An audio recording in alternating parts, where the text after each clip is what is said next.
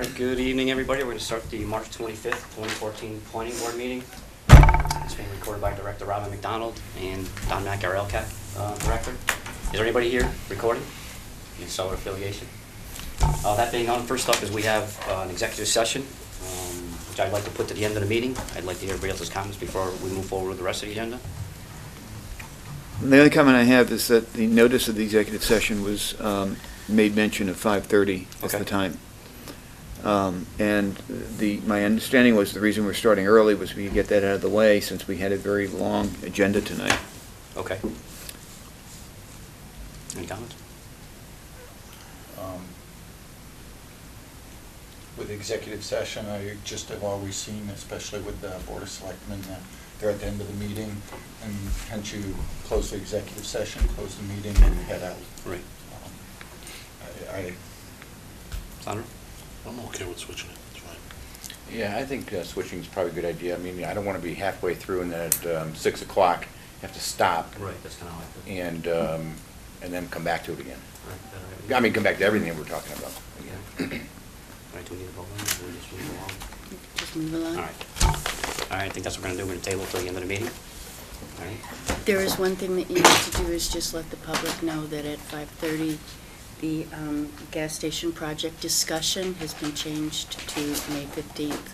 Okay. Because at the last hearing, you stated at a date and time certain that we were going to continue that discussion. So Okay. it's May 15th at 6 o'clock. Yeah, April. April 15th. I mean, Okay. April, at the Is our conference open meeting room. open, posted for 6? I'm sorry, It was supposed to be 5:30, I think. 5:30. 5:30. Mhm. All right, so our 5:30 discussion with the gas station has been changed to April 15th, 2014, 6 o'clock at this The room. library. I'm sorry, at the library. All right, I don't know if you people are here for that, but No. I would say not. Okay. So we're going to get off that. So let's get through our administrative issues. So we have quite a few of them. We'll start at the top. We have a letter to the building commissioner. Mr. Chairman, these folks are here for the first request for waiver. Oh, well, why don't we take care of them then? Karen Godwin, 46 Meadowbrook Road. Oh, great, thanks. Thank you, George, for pointing it out. Pull another chair up so we get three. Request for a waiver of site plan. Property owner is Karen Godbout. Owner's address is 146 Meadowbrook Road. There are phone numbers listed here. Name of proposed business is Sell Chicken, Eggs, Chickens. Did I say that right? So chicken eggs, chicks, and chickens. Okay, great. Owner of business is Karen Godbout. Business owner address is 146 Meadowbrook Road. Property address is 146 Meadowbrook Road. Hours of operation are 9 to 5. Number of employees are 3. Date of last parking plan is none. Specific summary of business operation: the sale of chicken, eggs, baby chicks, and chickens. Be no vehicles. Amount of products stored, be pick up 4 bags of feed and at Brown's. The application's been signed and dated March 10th, 2014. Okay. Read all this. Yep. That's it. You want to give us a quick rundown of what this is about? Well, I can read something that I wrote. This is basically, I mean, most homeowners in East Long Meadow do this without a business permit. Okay. There has come to my attention a warrant article to ban roosters in town, and that is due to my neighbor. So I want to go about this in the proper manner. My girls have taken over this business since they were 7 years old.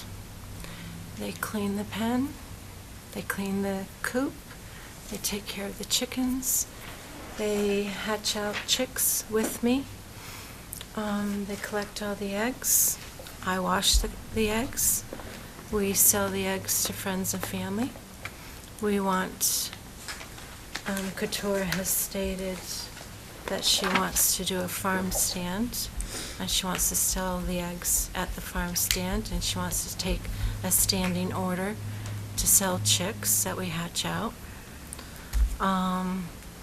And so you know, what this is about stewardship, teaching my children what's right. And it's about providing for themselves, their family, and the community. Okay. And how much land is there? Or It this is approximately 2.59 acres, which is under your farm? Farming Act. That's what I wanted to check. I can have less than 2 acres, and I can have a poultry farm, which is not what we have. Yep. We have had every year we have the East Longmeadow dog officer come out Okay. and inspect the chicken coop and the chickens. Every year we have the state come out and have them tested. They'll be coming out sometime this month. So it's not that we're being irresponsible. We're being very responsible. Okay. Our concern is, you know, the reason why we've gone forward with this is the warrant article. Because your bylaws state poultry. It doesn't state hens, and it doesn't state roosters. It states poultry. Okay. I know we're going to be discussing that later, I think, right? Is that on our, or is it not? No, it's a not on our- petitioned It's article not on for our that. agenda, no. Okay. Yeah. And I believe that the warrant article was not brought to anyone in the town boards, that he is bringing it forth by himself. Who is he? It's a gentleman that filed a Mr. petitioned article with Edwin the Board Murray. of Selectmen, which is allowed for a town meeting vote. Did you assign a number to that yet? I'm sorry? Is there a number assigned to that yet? I Yeah. don't believe it's even written correctly. It says, "We, the undersigned, request a modification to the town noise ordinance. We've always been in compliance with the town noise ordinance. Our coop is insulated, as Mr. Richards said, my husband's a builder, insulated with 30R and has a 4-inch thick cement floor. That rooster is in at 7 o'clock at night and out at 7 o'clock in the morning." Okay. Well, I think as far as the warrant article goes, that's going to be, you know, if he's already proposed it before the Board of Selectmen, that's, you know, his entitlement. He's got the proper number of signatures, he's allowed to bring that forth. I don't know if it's written correctly. Certainly, Ralph. What's in front of us actually is just a waiver of site. plan. Right, let's, I believe it's required 2 acres for a farm in town. Well, if I could. Land less than 5 It acres. depends, it's allowed, this type of a business is allowed in a residential district. Right. Yeah. If you're going under the Small Farm Act, then you have to provide $1,000 per acre as gross sales. And I'm not sure Understood. if that's what you want to do, We do. because this is just allowed in residential A. okay, Yeah. it's allowed, then It's I an mean- So it's an allowed use, so It's allowed use. that's all we're caring about. You don't have to get into the requirements Absolutely, for it's an that allowed 2 use. Yeah. acres, right? Right, let's not make And, it and there's necessary. there's no traffic issues, which Right. is what we concern ourselves with. No. See, what we look at, if you, through the chairman, Absolutely. what we look at very simply is if there's a business in a residential area, we need to ensure that it's compatible with the residential area, even if it's an allowed use. We get people doing home offices and things. Right. And we just need to review them to make sure that they're in compliance with whatever goes with that from a planning standpoint. We don't look at health, we don't look at noise, well, we do look at noise, but not in this particular way. Right. We look at traffic, you know, if somebody had tractor trailers coming to their house with product, that could be an Right. issue. That's not the issue here. No, So not that, at that's all. the reason we do the waiver of site plan, is so that we have a chance to look over the businesses and make sure they are what they say they are. And that's Oh, really okay. all we look at. All right, okay? because I was like, Yeah, I it's didn't just understand one of why I those- would have to. Those things to make sure that the businesses are in compliance with Okay. with the zoning issues. Understood. Yeah. Right. Thank you. Anybody want anything? Ty? No, I'm good. Sandro? Great. I'll make a motion to approve the waiver of site plan. I'll second that. All those in favor? Aye. We're all set. You're all set. So do I have to go see anybody else, or? Maybe your rooster is getting close to 7. Did you get a Are you decision from our? looking for a business certificate from town? I am. Because this would be the first part, Right. and then this goes back to. I am. Then you go to the Board of Selectmen's office for the business certificate. Once- Okay. Once you No, get no, this. no, No, town that's clerk. Oh, town clerk, I'm sorry, town clerk. Town clerk. My secretary will call you when the decision is So ready for you to that's pick the up. next. Take you 21 days. Nope, No. just, No, this is usually I'll do it in 2 days. Okay. Okay. All right, great. All right. Okay. But Donna will call you and tell you when the decision is ready, and then you just come pick it up and get your certificate from the clerk. Okay. Okay. All right. Thank you. There you go, And ladies. Go on. it's, the business is called, I don't remember. you don't remember? What do you, Two little chicks. Two Little Two Chicks. Little six, I like that. Okay, very That's good. good, that's Good good. job, ladies. Thank you Awesome. very much. Thank you very Thank much you. for coming in. Do you guys actually have a stand there where someone can come and buy these things, or is this, We don't have one right now. Okay. My husband is Thank you. gonna, if this passed. Good to see you, Karen. Good to see you too. because I'm driving down to Connecticut right now, Are you? to Well, Shadow I have- Valley. I have plenty of eggs in the refrigerator if you want some, and the expiration date is marked on there, my name's on there. Did you knock on the door? You know what, Waz, I'm not changing something close to you, is Gary Turnberg. We're right across sorry? from, Gary Turnberg has fresh eggs every day. Does he? Yeah. no. No, I'm just, We I'm have I'm fresh sorry. eggs. I'm already starting controversy here. I'm sorry. Okay. All right, thank you Thank so you. much. Thank you. Thanks. All right, all right, let's,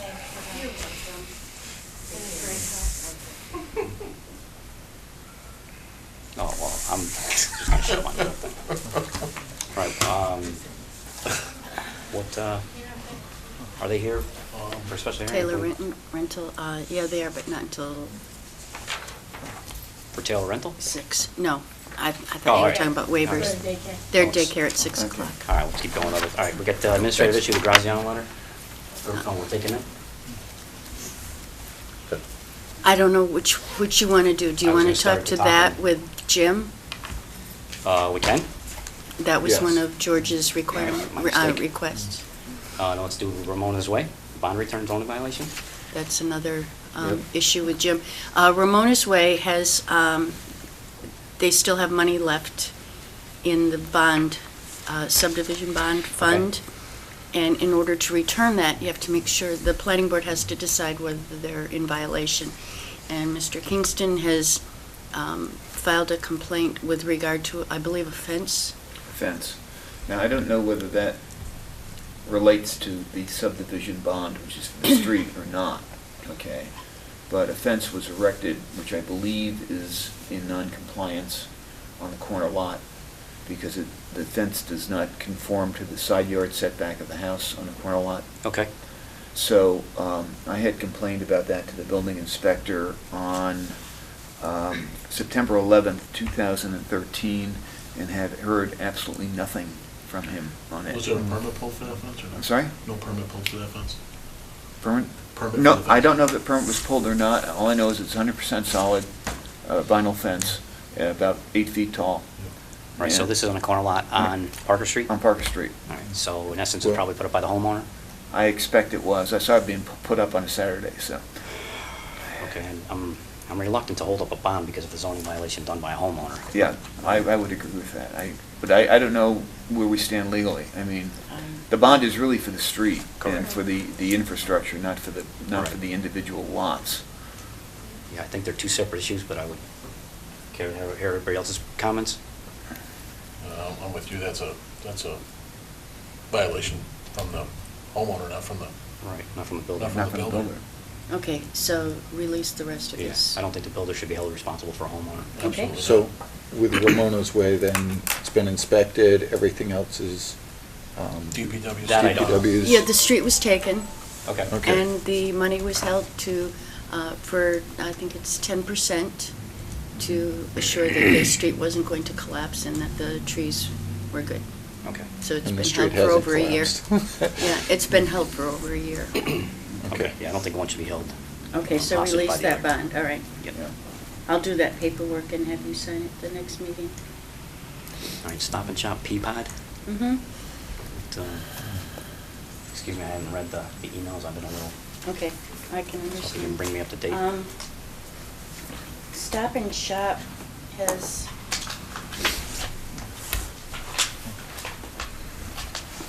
It's a pretty big thing. What they want to do is set up what they call Peapods for people to come and pick up.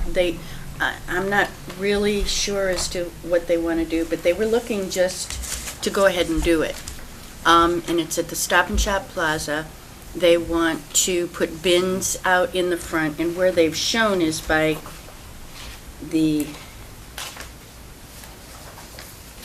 right by Panera Bread is where they want to do it, and they want to put, apparently you go into the grocery store, you buy your groceries and. No. Done In online, Connecticut, right? you call in and they Right. deliver to your house. This is totally different. Can I explain? Sure. Please, This is an extension of their delivery service. And this is you call in, Big Y has the same thing. You call in, their people go through the store and pick out your stuff and put it in a bin. okay. You drive up at a certain time, they put it in your car, you pay them, and you drive off. Okay? Where they're proposing to put it is not next to Panera, it's at the north side entrance of the Stop and Shop. There's a long Stop and Shop wall Okay. on the north side entrance. They have it right by Panera Bread. No, they don't, Robin. Well, Well, that this was the was photo from that them. they sent from them. This is what they sent. Yeah, but it's actually closer to the building, to the exit of the building itself, because there's a whole bunch of stores between them and Panera. Well, that's what's It looks so. like they were trying to do it in one of the storefronts. And So then- in the pictures I saw, it was shown as being right next to the exit. No, right here. Well, Okay. can I Yeah. see that? Because the pictures I saw showed it elsewhere. This is what came from them. And they also want to change the parking and designate specific parking in that lot. So I guess the question is, what are we looking for from them to do this? I think at least, I don't know, I mean, the parking in that plaza was It's tight. really tight, and it especially at that end. Did we get any, I- did you brought this to Where fire they're and, at is here. No, And this is police? all I got. This is preliminary. And they just, they It just, looked to me like they were gonna I do think like they the should chocolate bar provide, stores. because the No. fire Where there's a department and the vacant police store department will area have a there. problem with the Oh, yeah. parking. Yeah, anything that adds more traffic to the intersection is not They gonna be need to good. do a site plan, Saying specifically that, and that came directly from be on the them, weak side entrance so- of the building with the addition of storage hubs placed on the front porch of the weak side entrance. Yeah, but is that whole side considered a weak side entrance? The weak side considering is up. To the right side It's of to the the right building. of the entrance, yeah. And they have a long wall there between them and the next door, which is part of the Stop and Shop.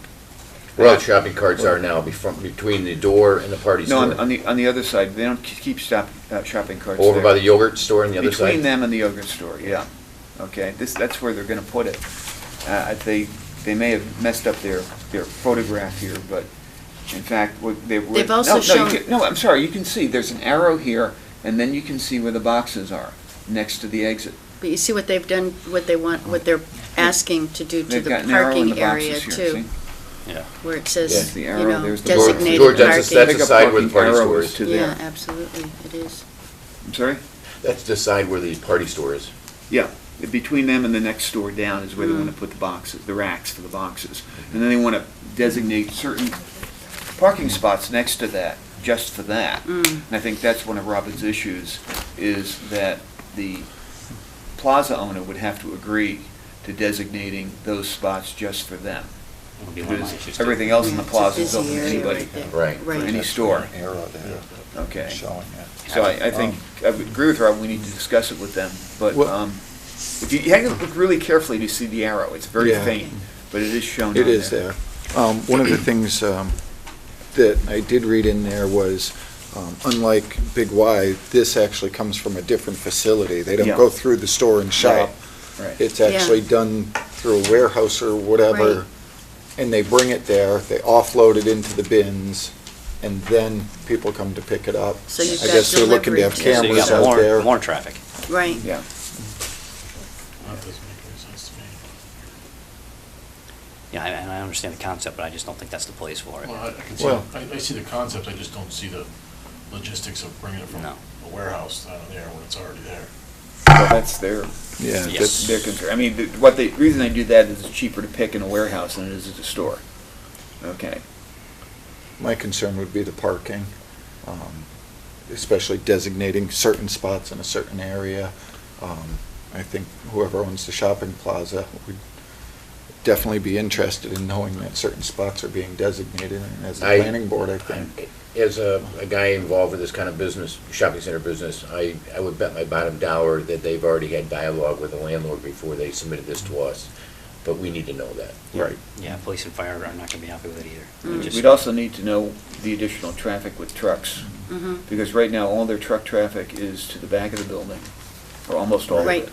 Right. that's where it was designated, yeah. Yeah. That's where all the So if they're landing bringing areas are. trucks in and offloading them there, that lane, the fire lane in both directions Yeah, is, that's my main concern. it's Mhm. congested now. People park there. I mean, I think so at the very least, we need to have a discussion before we can go any further. I Yeah. mean, if they wanna go forward with a site plan or something like that, that's fine, but Okay. I think at the very least, we need to have a discussion. Do we notify police and fire, or they do? We'll see what they wanna do. They'll want it, but they won't be able to make a determination off of something like this. They'll need an actual plan and go down and see what's going on down there. Yeah, I didn't even see that arrow. I Yeah, just thought that's where they you were had to look designating really it. carefully. Wasn't a clear picture. Okay. yeah. I saw the one online, which was a little bit clearer than the All right. printout. Okay. Yeah. So site plan with a parking plan. And agreement with the landlord, letter? At the very least, yeah.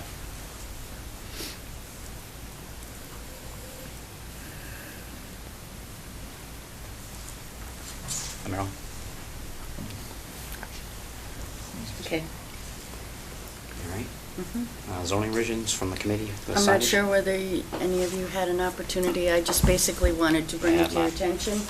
And I forwarded it to you through an email. If you need me to resend it, I will. But the zoning review committee, actually, what might not be a bad idea is to have them come in on the 22nd and go over what their changes were and I think we should have them come in. Yes. You know, so that they can discuss it with you, so that as you're reading it with them, you can Okay. make the determination. All right, so why don't we table that for tonight? All right, do you want to have me do the April 22nd Yes, please. at 6:30? We have someone coming in at 6. That's fine. All right, I'll send an invitation. That's all right? 6:30 is fine. Trying to Will make you be everybody back happy. from vacation? Yeah. All right, and we have She an- centers her vacation around our meetings. I know, I Absolutely. heard that. All right, we have an ADA study status report, CDBG grant. I have not received it at all. Okay, we're going to table that Wow. one. Okay. Building, no response from the building commissioner, 84 Hillside Drive. I briefly saw the letter. Or I saw the letter. Well, we're gonna, talking about that at the end of the meeting. With The other Attorney Donahue. That's zoning fine. violation issues. All right, we'll scratch that one to the end. All right, let's do request for waiver of site plan, Taylor Rental Center, 200 Shaker Road. Request for waiver of site plan review. Property owner is A Property Management LLC. Owner's address is 87 Shaker Road, East Long Meadow. Phone numbers are listed here. Name of proposed business is Taylor Rental Center. Owner of business is Pierre Chapdelaine. Owner's address is 278 Summers Road, East Long Meadow. Property address is 200 Shaker Road, East Long Meadow. Is allowed use, checked as yes. Proposed hours of operation, Monday through Saturday, 7:30 to 5:30, closed Sundays. Number of employees, including owner, is 11. Date of last parking plan with copy of the same is to be submitted. General, or summary of business operation, general party and equipment rental center and sales of equipment and goods related to rentals.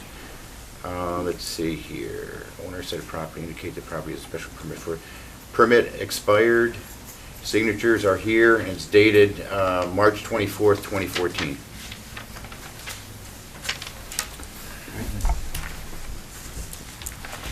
That's the building where K-Parties is in the back? The blow-up Mhm. party? Oh, where So- B and G used to be, Yeah. countertop? Right. Yes. Yes, B and Yeah, C, yep. and you had given special permits for 2 restaurants there that never Never go came to through. fruition. Mhm. Okay. And so Taylor Rental has purchased the property. What they basically want to do is move in there. It is business area. It isn't allowed use for retail. The parking is what it is, but he Right. is going to provide a new parking plan. And the rental place in the back, their lease is up, I think, in 4 months. Oh, okay. So they're moving out. Oh, they are, Mhm, okay. Yeah, yeah, so Yeah. that fence won't be there. And You know- Taylor Rental's gonna do what's best for them, because they know what they need to get stuff in and out, so Yeah, I think they're certainly gonna make it work. yeah. And they'll bring the But is- parking plan to you for approval. Yeah, I think the parking plan is something we definitely need to see, especially with Taylor Rental Center. I know I drive in with trailers and all, and to make sure that there's adequate entrance, exit to get in and out. And what they're looking at doing is putting a horseshoe in the front. I'm not sure whether the police department will go along with that, but that's why they're gonna be doing a new parking plan. Okay, and that's gonna be retail, but mostly warehouse? so the- Warehouse in the back. Right, Mhm, but. And the- retail in the front. Small retail in the front, Mhm. so the parking. And part of it's gonna be an office area, so they're gonna do a combined formula Right. on the parking plan. Okay, so the parking will not be nearly as severe as it would have been with a restaurant? No. Okay, No, good. Should be good. I'll make a motion to approve the waiver of site plan for Taylor Rental. So moved. Any more Or discussion? Second. Any more discussion? I just, like I said, being a business going in, knowing that there's a new parking plan, knowing that there's new traffic, not seeing traffic flow, I just don't know if we should completely waive a site plan for it. I'm just not 100% comfortable completely waiving it, not. Basically, you can do this on contingent upon a new parking plan. What they wanted to do with this, That- so that they could get I would building permits for definitely, interior renovations. I'd like to see us make it contingent upon the parking plan. Todd? I think that's a good idea. All right, so we got a motion made and seconded with a contingent upon the parking plan being presented. George, you all right with that? That's good, I'm good with Sandra? that. I'm good. All right. All those in favor with the motion and amended part? All those in favor? Aye. All right. Thank you. Thank you. All right, let's do one more before we get to our 6 o'clock. Request for signage painting with a twist, 448 North Main Street. I just noticed that it's not completely filled out, too. Yeah, there is, it has to be measured this way, so they just didn't fill that out, but. Sign permit application, company name and owner is Painting with a Twist, David L. Small. The application is dated March 12th, 2014. Street address is 448A North Main Street, East Long Meadow. There are phone numbers here. Square footage of area proposed sign is 58 square feet. Freestanding, yes. Freestanding is not checked. Attached to the building is yes. If attached to the building, does the sign project over pedestrian or vehicular way? Yes. And the distance is 11.5 inches. Proposed sign is permanent. It will be illuminated. Total number of proposed and existing signs is blank. Total square foot of proposed and existing signs is blank. The applicant signed the application. The estimated cost is $3,194, and the sign affidavit is attached.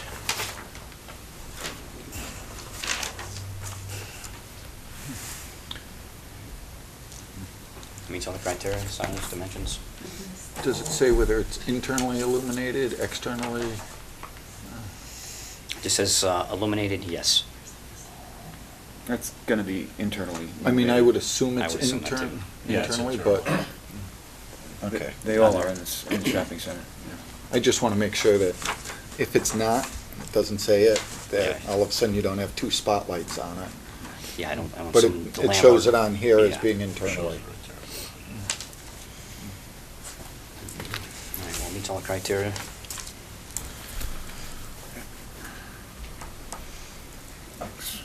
Good. Yeah, that's typical. Okay. All right. Have you We held good? it up? Down? Oop, down. You got it, okay. Do I hear a motion to approve, sign, and submitted? So moved? Second?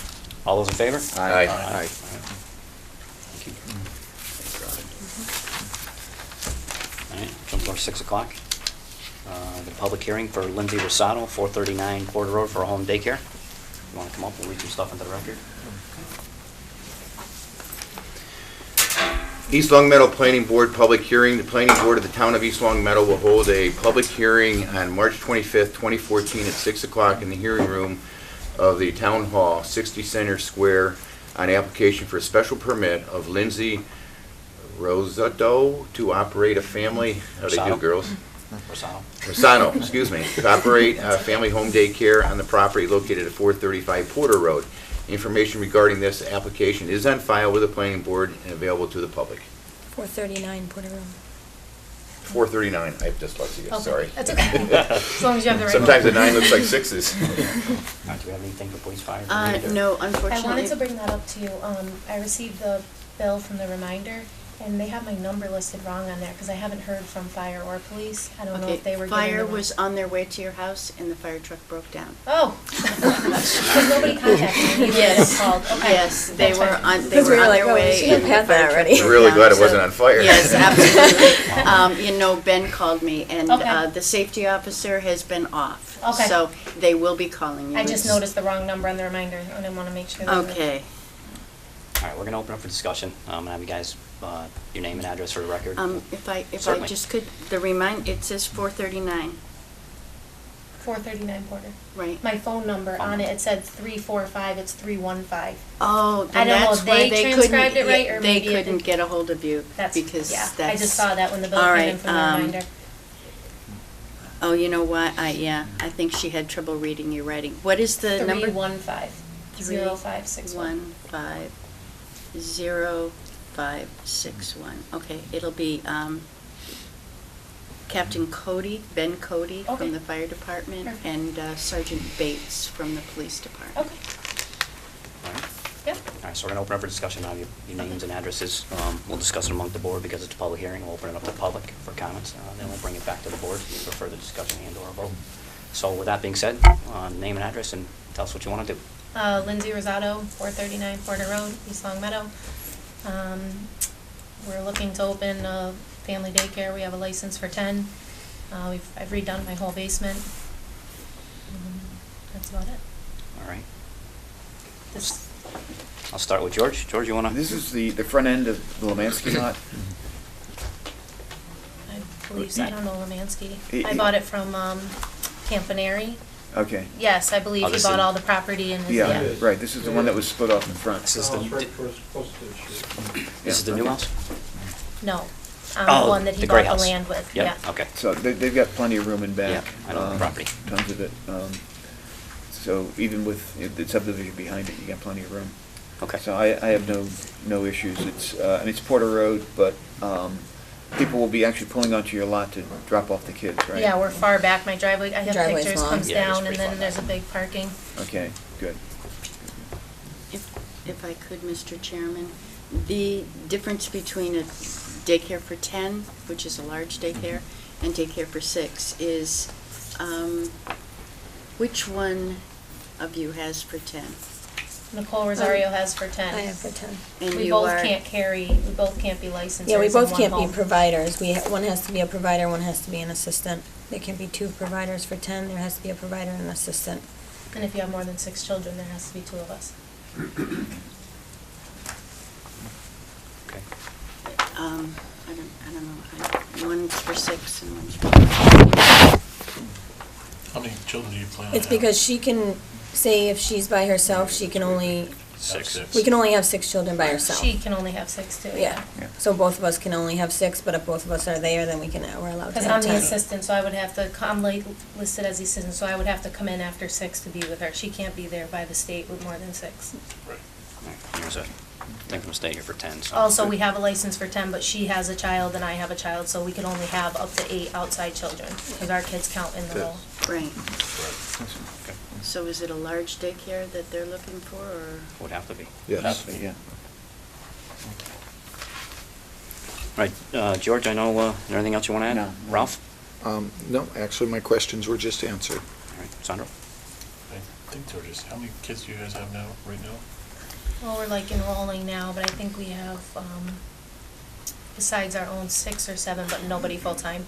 Okay. Like a couple 2-day or 3-day. Okay. Anything else? Todd? No, I'm good. All right, I don't really have any questions, I think most of them answered. This is a public hearing, so I'm going to open it up to the public. Is there anybody that would like to say anything for or against? If so, please state your name and address for the record. Yes, sir. Yeah, hi, Mike Guyan, 445 Porter Road. A couple of questions. Just so I understand, you said there's a license for 10 and 6, but, so that doesn't equal 16? It means they can use the maximum of the 2? Max is Correct. 10. And Including their own. You can Including their review own. or approve either or both? I'm not, can you, what's your question? I'm not Well, sure. you have the ability to approve the 6, but not the 10. No, we have the ability to approve the 10. It was a town meeting. Well, I mean, something- you got the ability to approve both. Correct. Approve both. Right. But do you also have the ability to approve just one of the 2, like just the 6? We could, but they're entitled to have the 10. Mhm. So as long as they meet the criteria that's been set forth, they're entitled to the 10. Okay. Couple of other questions. Certainly. You mentioned the police and fire weren't there for inspections, I'm guessing? Yep. What are they gonna be inspecting for? They'll be inspecting safety, exits, smoke detectors, carbon monoxide detectors, entrance and exit to the property, safety for all the people entering and exiting the property. That will be contingent upon, we may approve it tonight, but it will be contingent upon they going there and doing those inspections. So for argument's sake, if it does get passed tonight, it won't be without their insight and input and/or suggestions. So if they make a suggestion that we need to input into the decision, that will take place. Okay. Yeah, because we have a concern of the, it's a busy road, Yep. Porter Road, and I don't know if it's bus dropping the kids off or parents going. I'm in. assuming it'll be, No. it'll be It's individual honestly one vehicles. car goes in at a time, and nobody's really dropping off at the Okay. same And one time. of the biggest things we look at is safety, because it's a main road and because there's children involved. So that's foremost on our, on our wish list. Yeah, okay, and is there a requirement, I mean, Porter Road's a busy street, is there a requirement for, I don't know if this is just inside daycare, if there's such a thing, or there needs to be fencing for the Yes. outside, if they're outside? We do need a or- fence, but we're waiting for the ground to, we are putting up a fence because That's why I actually wanted to ask, I heard you guys, do I have to come for another permit for that? Not before us, you'll have to go before the building inspector for a fence Okay. permit. before kids can go outside, they can't, By the we're supposed state, to, we you have need to a go down fence. to the park Okay. until we have that fence up, Okay, through the state. all right. That answer your question? Yeah, on the Okay. fence, and then, because of the expanded use, does that impact sanitary facilities there? Does that have to be expanded to support? Whether it does or doesn't fall under our purview. The house is on sewer. That's not something that we look at as a board. So whether it can handle it or not, that would be up to them. If it fails, that would be up to them to fix, and/or the Board of Health, that wouldn't come before us. So with an extra business on there, you don't have to, regardless of the size, you're not required to add an extra toilet or sink or We are something not. like that to handle the number of people there? No, we are not.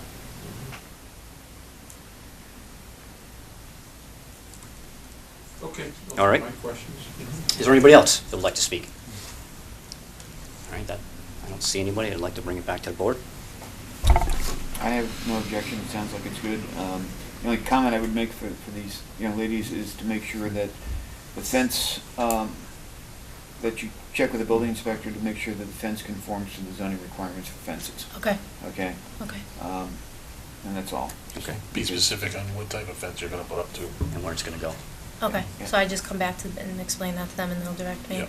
Yeah. Okay, Because certain fences have certain setbacks, and okay, yeah, and the state has certain requirements for how much space per child. Ralph? No, I'm good with it, thank you. I'm good. All right, so can I get a motion to close the public hearing? So moved? second? All those in favor? Aye. Aye. All right, do I have a motion to approve the daycare as presented, contingent upon fire and police reports? So moved. Should we put fence in there too? It's kind of an obligatory thing on their part. I mean, we Okay. certainly can, but Yeah, that's a state requirement. it's Okay. yeah. All right, so So moved. Second? all those in favor? Aye. Aye. All right, you're all set? As long Thank as you. Police Thank and you, fire guys. will be in touch. We'll be in touch. Okay, All thank right, you. If there's any changes, we'll have to adjust those. Okay, thank you. Thank you. All right, let's do request for signage for Village Cleaners, 34 Shaker Road. We'll get that out of the way. Excuse me. Okay. Thank you. Sign permit application dated March 11th, 2014. Company name and owner is Village Cleaners, Kevin Chow, 34 Shaker Road, East Long Meadow. Telephone number is listed here. Nearest intersection is Maple Street. Square footage of proposed sign is 30 square feet. It's single-faced. It is not freestanding. It is attached to the building. The projection is 8 inches from the building. Does the sign project over pedestrian way? Yes, and the amount, once again, is 8 inches. Setback from the property line is 20 feet. Distance from the nearest side yard is 45 feet. Distance to top of sign above vertical wall is 0. The sign is permanent. It is illuminated. Total number of existing signs is 1. Total square footage of the existing sign is 30. Total number of proposed and existing signs is 1. Total square footage proposed and existing signs 30. The application's been signed, and the estimated cost is $738.47, and the sign affidavit is attached.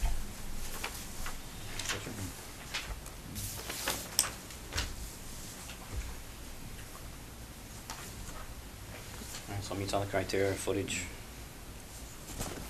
placement, lighting. That's where the produce store was, correct? Yes. Yeah. So it's basically the same size and shape. Produce. Don, you need it? Type in images. No, I'm good. Sandra? I'm good. I'm good. Ralph? Covers the existing signs. It's been approved. Yep. All right, do I have 2, 3, a motion to approve the sign as presented? So moved. Second. All those in favor? Aye. Aye. Aye. All right, we got a few minutes here. Application. Oh, sorry.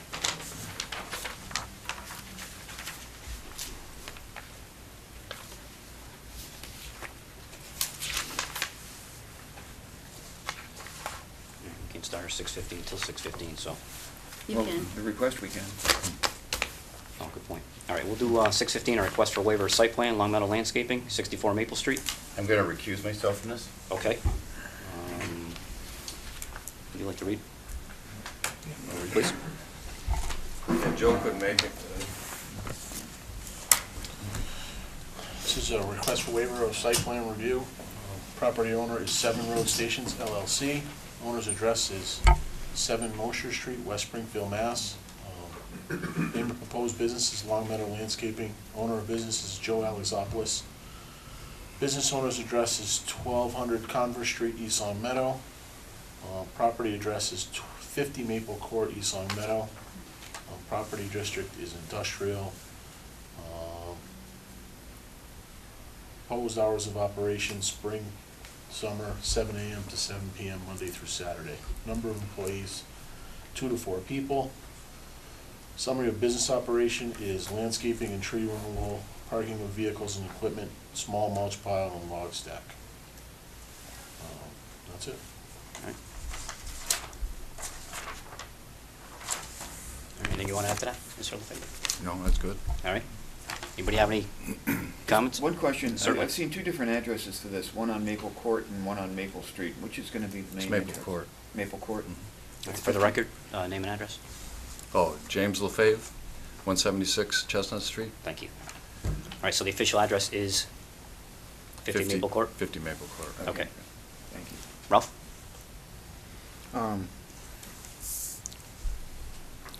I have concern as far as traffic going in and out of the out of the lot, having no parking plan, not having a structure on. Is this an accessory use? Is it a standard use? I have questions that I still haven't answered. And like I said, I mean, the main thing would be, I don't think we should grant a waiver when we don't have any, what do I want to say, parking plan. Like I said, the traffic, large trucks, and again, Like I said, we don't have any primary structure or anything on the site. This is, Yeah, you have no what we're structure. strictly looking at is an outside facility to run a business, and I personally would like to see a full site plan done. Okay. Sandra? Nothing right now. All right, I'm going to respectfully disagree with you. There was a business there that had a lot of traffic in and out. A landscaping business in an industrial area with trucks going in and out, I don't think is going to be that detrimental to the neighborhood. It's not going to be any more detrimental than A, what's already there, or B, what was there. So I'm inclined to approve it, but I'm only one person. Those are my thoughts. So as far as a primary structure, I don't see the necessity for that. I think it's a good use for the property, and the property is certainly big enough to handle what's been presented to us as far as the number of trucks, trailers, and/or product. I've seen bigger businesses on smaller lots in town with less impact. But those are my thoughts. To answer your question, Ralph, I had asked from Robin if there were any site plans. I actually asked for 2 or 3 that I could review in order to fulfill the request properly for a site plan review. I believe the zoning bylaws were established somewhere in the 60s. Is that about right? 62. 62. So the zoning has been in effect for 52 years. There has been none. None There's site been 0 plan? site plan of vacant land that was to remain vacant. Well, this isn't to remain vacant. It's to remain vacant. It is. Once you put a business on it, it's no longer vacant. Well, vacancy in the sense there's no structures on it. Yeah, There there's would no be a business. structure, but there's a business on it. Right, but a business and structure are, And where's the business going to be located? Is it covering the entire lot? Is it only covering a portion of the lot? When you say How business, much- what do you mean? you talking about an office? No, well, I'm saying Long Meadow Landscapes is on it, hence it's a business. Once you put a business on there, commercial vehicles, now you no longer have a vacant lot. Well, vacant in terms of a structure being there. And I had asked for guidance if, to fulfill your requirement for a site plan review, there hasn't been any. With all due respect, a waiver is the first thing that I've seen come in front of me. And that's what I'm questioning. And as far as a site plan, I believe in our zoning book, we have a whole list of requirements. I mean, many businesses in town have been required to do full site plans. The waiver is only simply saying that because there's not been much of a change that we feel as though you don't need to do a full site plan. We're going to waive certain requirements or all the requirements of a full site plan. Are you familiar with the requirements? I'm familiar with some of them, and like I said, I would be more than happy to open the book and sit down and go through one by one. Could you? And see how many are applicable to vacant land. Applicable to vacant land, Mhm. site plans. That is to remain vacant. But this isn't going to remain vacant. There will be no structure on it, but there will be a business on it. Bringing a business in all due respect, takes from vacant land. Vacant land, no structure, no buildings, nothing on it. Now all of a sudden you put a business on it. Well, I To think me, we'll- it no longer remains vacant. You- I mean, you have piles of logs, you have mulch piles, that's not vacant, in my opinion. Again, I would refer to the board also. I think the general, when something's improved, it's with a permanent structure. I don't think a mulch pile would be, in anyone's definition, a permanent structure, nor a log pile. And the vehicles that are parked there, they come and go. Mr. Chairman, I would tend to agree with you on 2 purposes. One is, first of all, this business will be a significantly lower impact than the business that was there prior to this. Agreed. Okay, there'll be a lot less traffic than there was at Community Feed.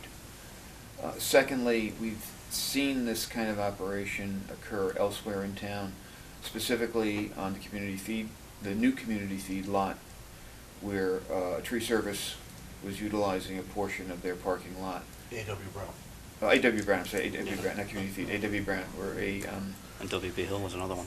I'm sorry? WB Hill was another one. Right, where, you know, a landscaper or a tree service was occupying part of the lot. The only issue we ran into there was when their chip piles got out of control and started encroaching on the neighboring properties. and that was dealt with. That was dealt with. But, you know, in terms of their operation of bringing the trucks in and out, nobody noticed, quite frankly. Right. Unless you drove around the back of the building and saw the trucks parked there. So I would tend to agree with you that I don't see the need for a full site plan for this. I think that would be overkill personally. All right.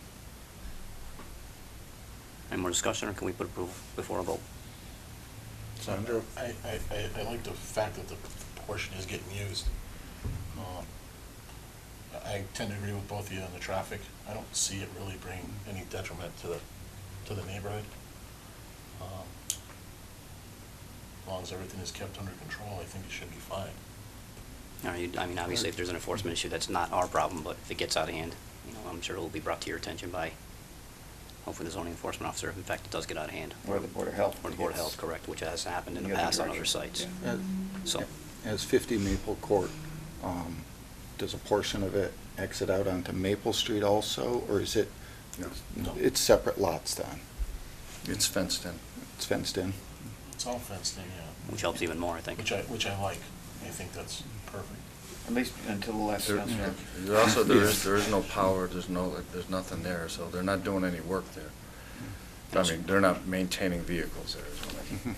You know, as far as buildings or anything like that, we have to get a permit and go through the proper channels to erect a structure.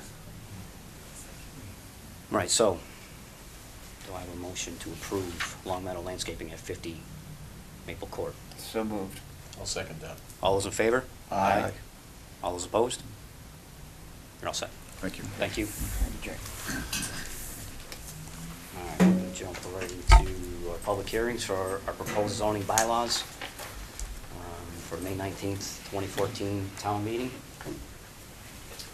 And I would like to start.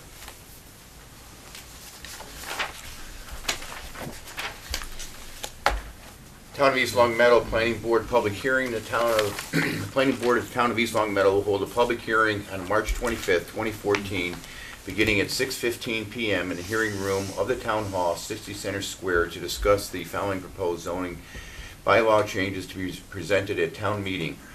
Table 3.2, medical marijuana treatment centers / registered marijuana treatment centers. Table 3-1, 3.079.2, medical marijuana treatment center and/or cultivation dispensary. Table 3-1, 3.070, uses allowed in industrial garden park district. 3.90, private home office or studio. 7.39, additional criteria for retail sales in industrial garden park district. 5.611, parking, commuter and/or satellite parking. 7.38, additional requirements for registered marijuana dispensaries. 6, medical marijuana treatment centers / registered marijuana dispensaries. 8, definitions, medical marijuana.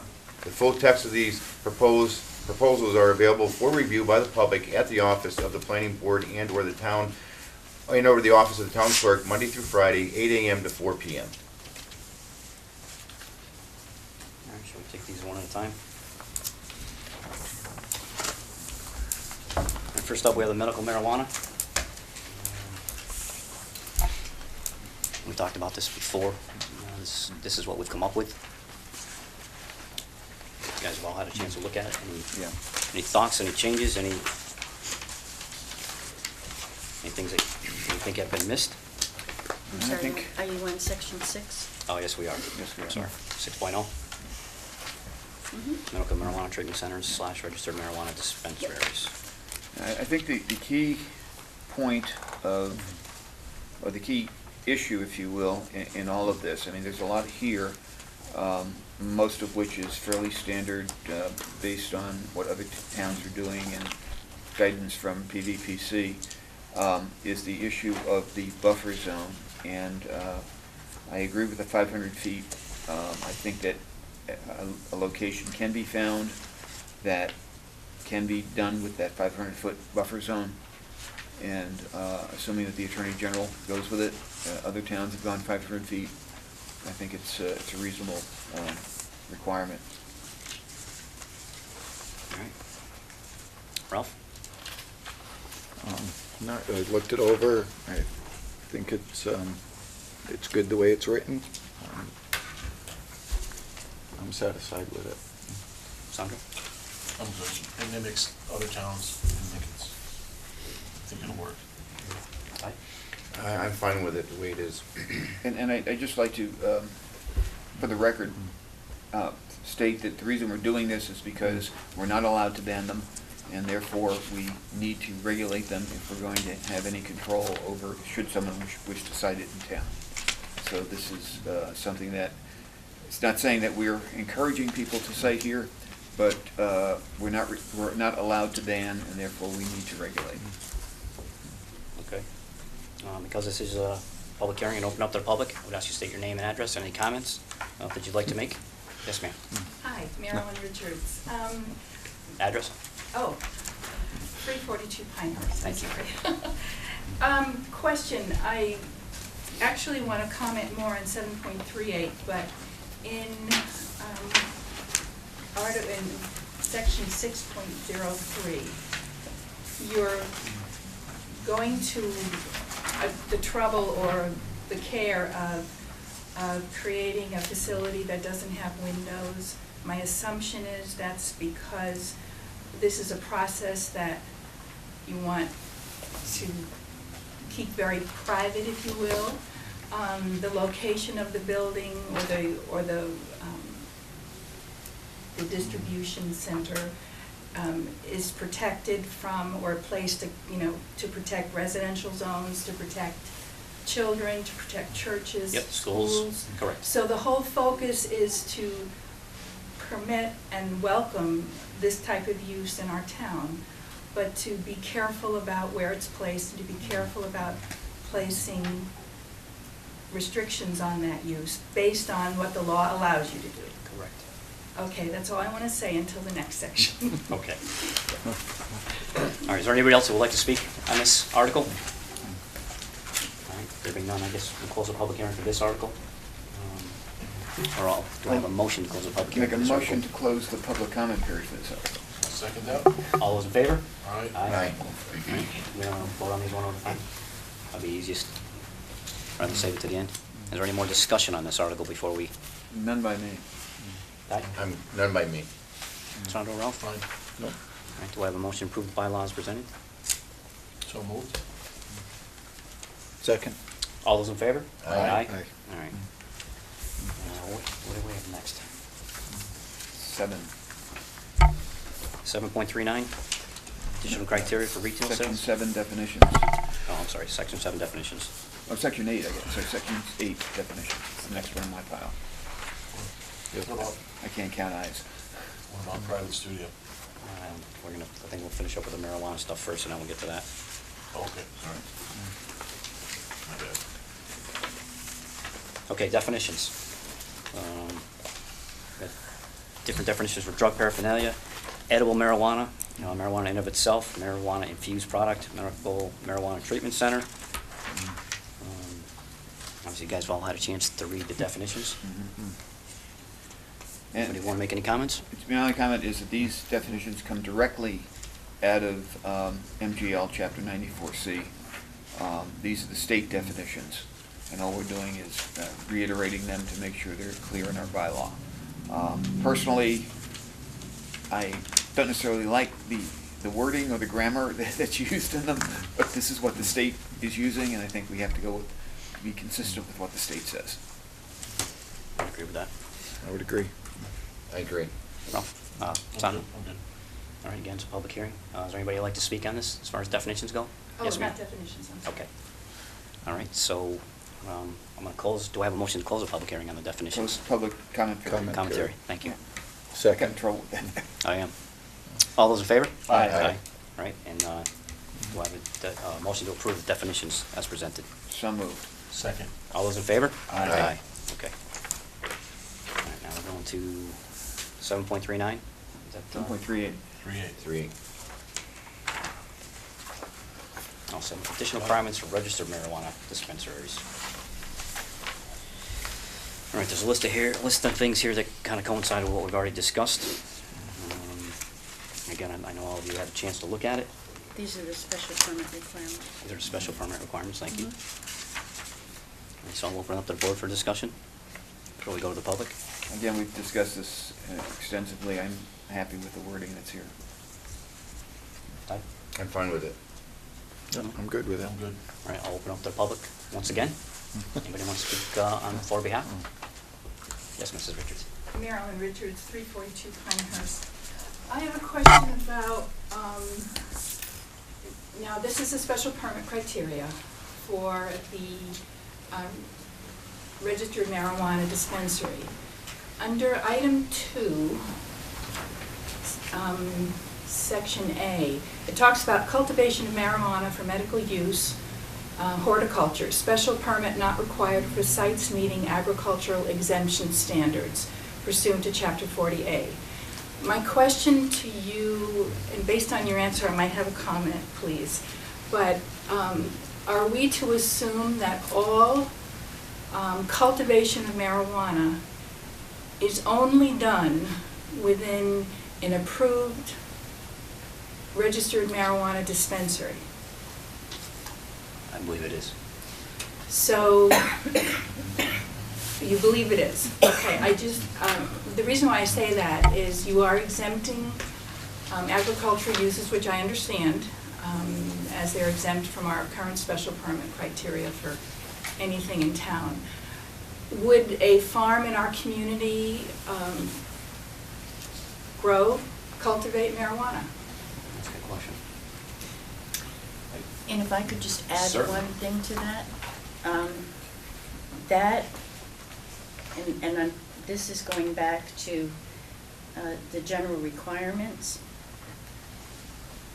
7.38A reflects actually back on 6.031, where, and if you want for the farms to be able to grow it but still be required to be inside of a building, you know, and not necessarily a special permit, but all of the requirements also, you are going to need to change 6.031 and just say, take out the non-exempt and just say all RMDs shall be contained within a building or structure.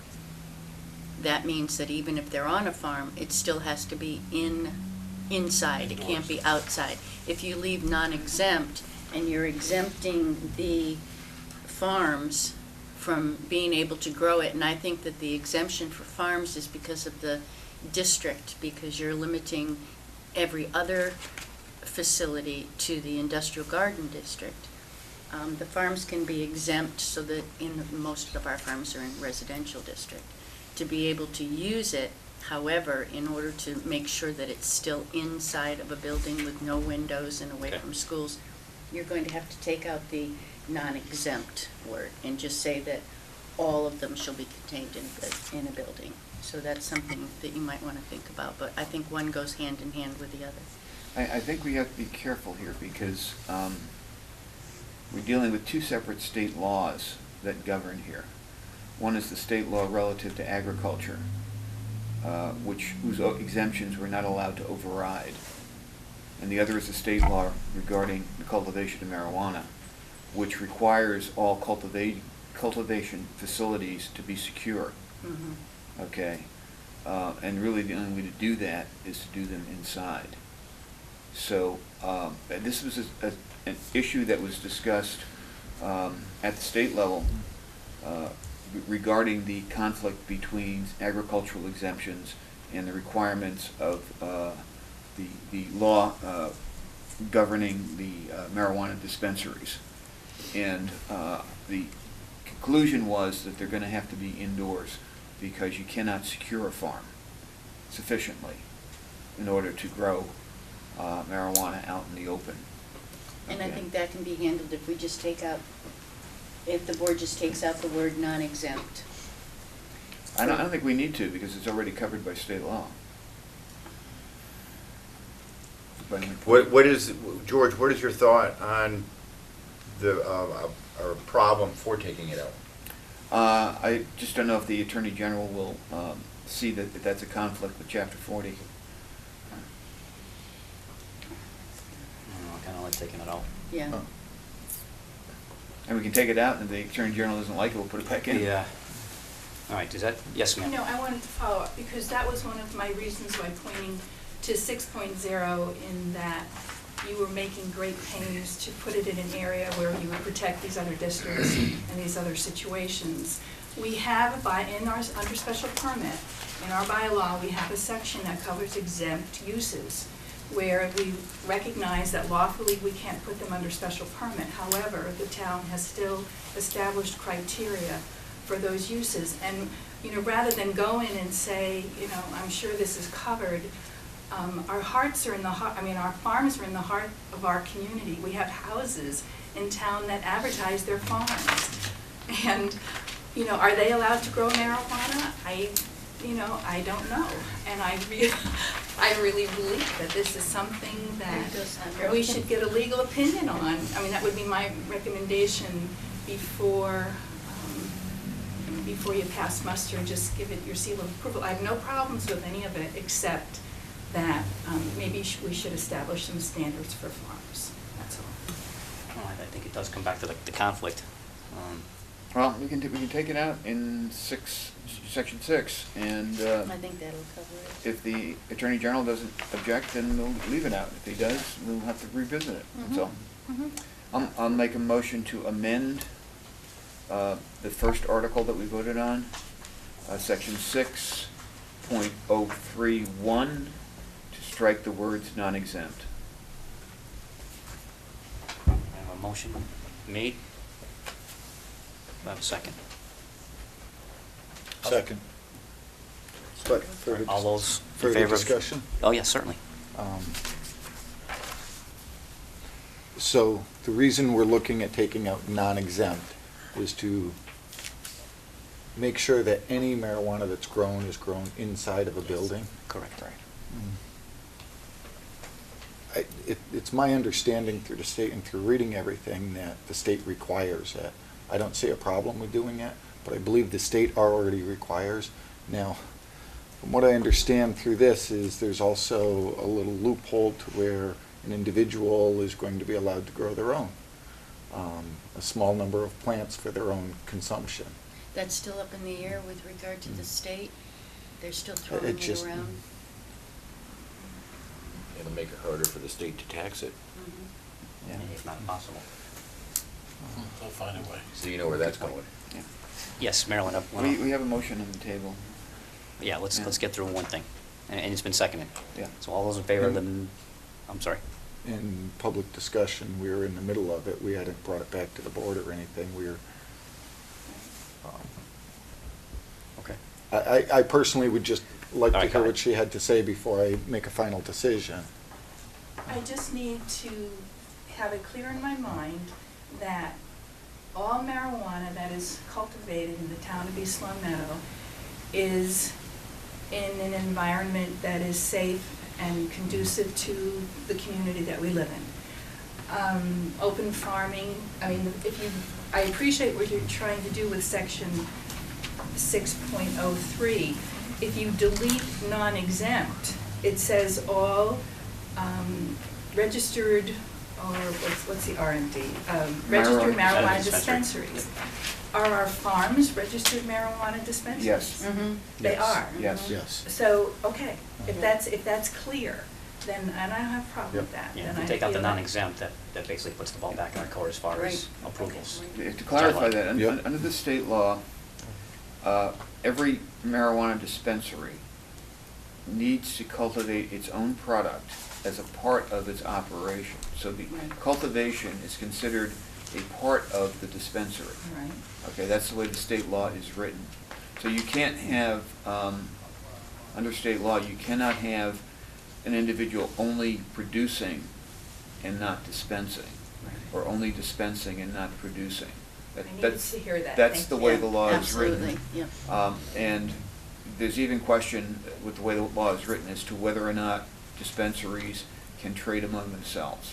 That is not, I'm not sure that that's been resolved. That may be something that needs to go to the courts to be resolved.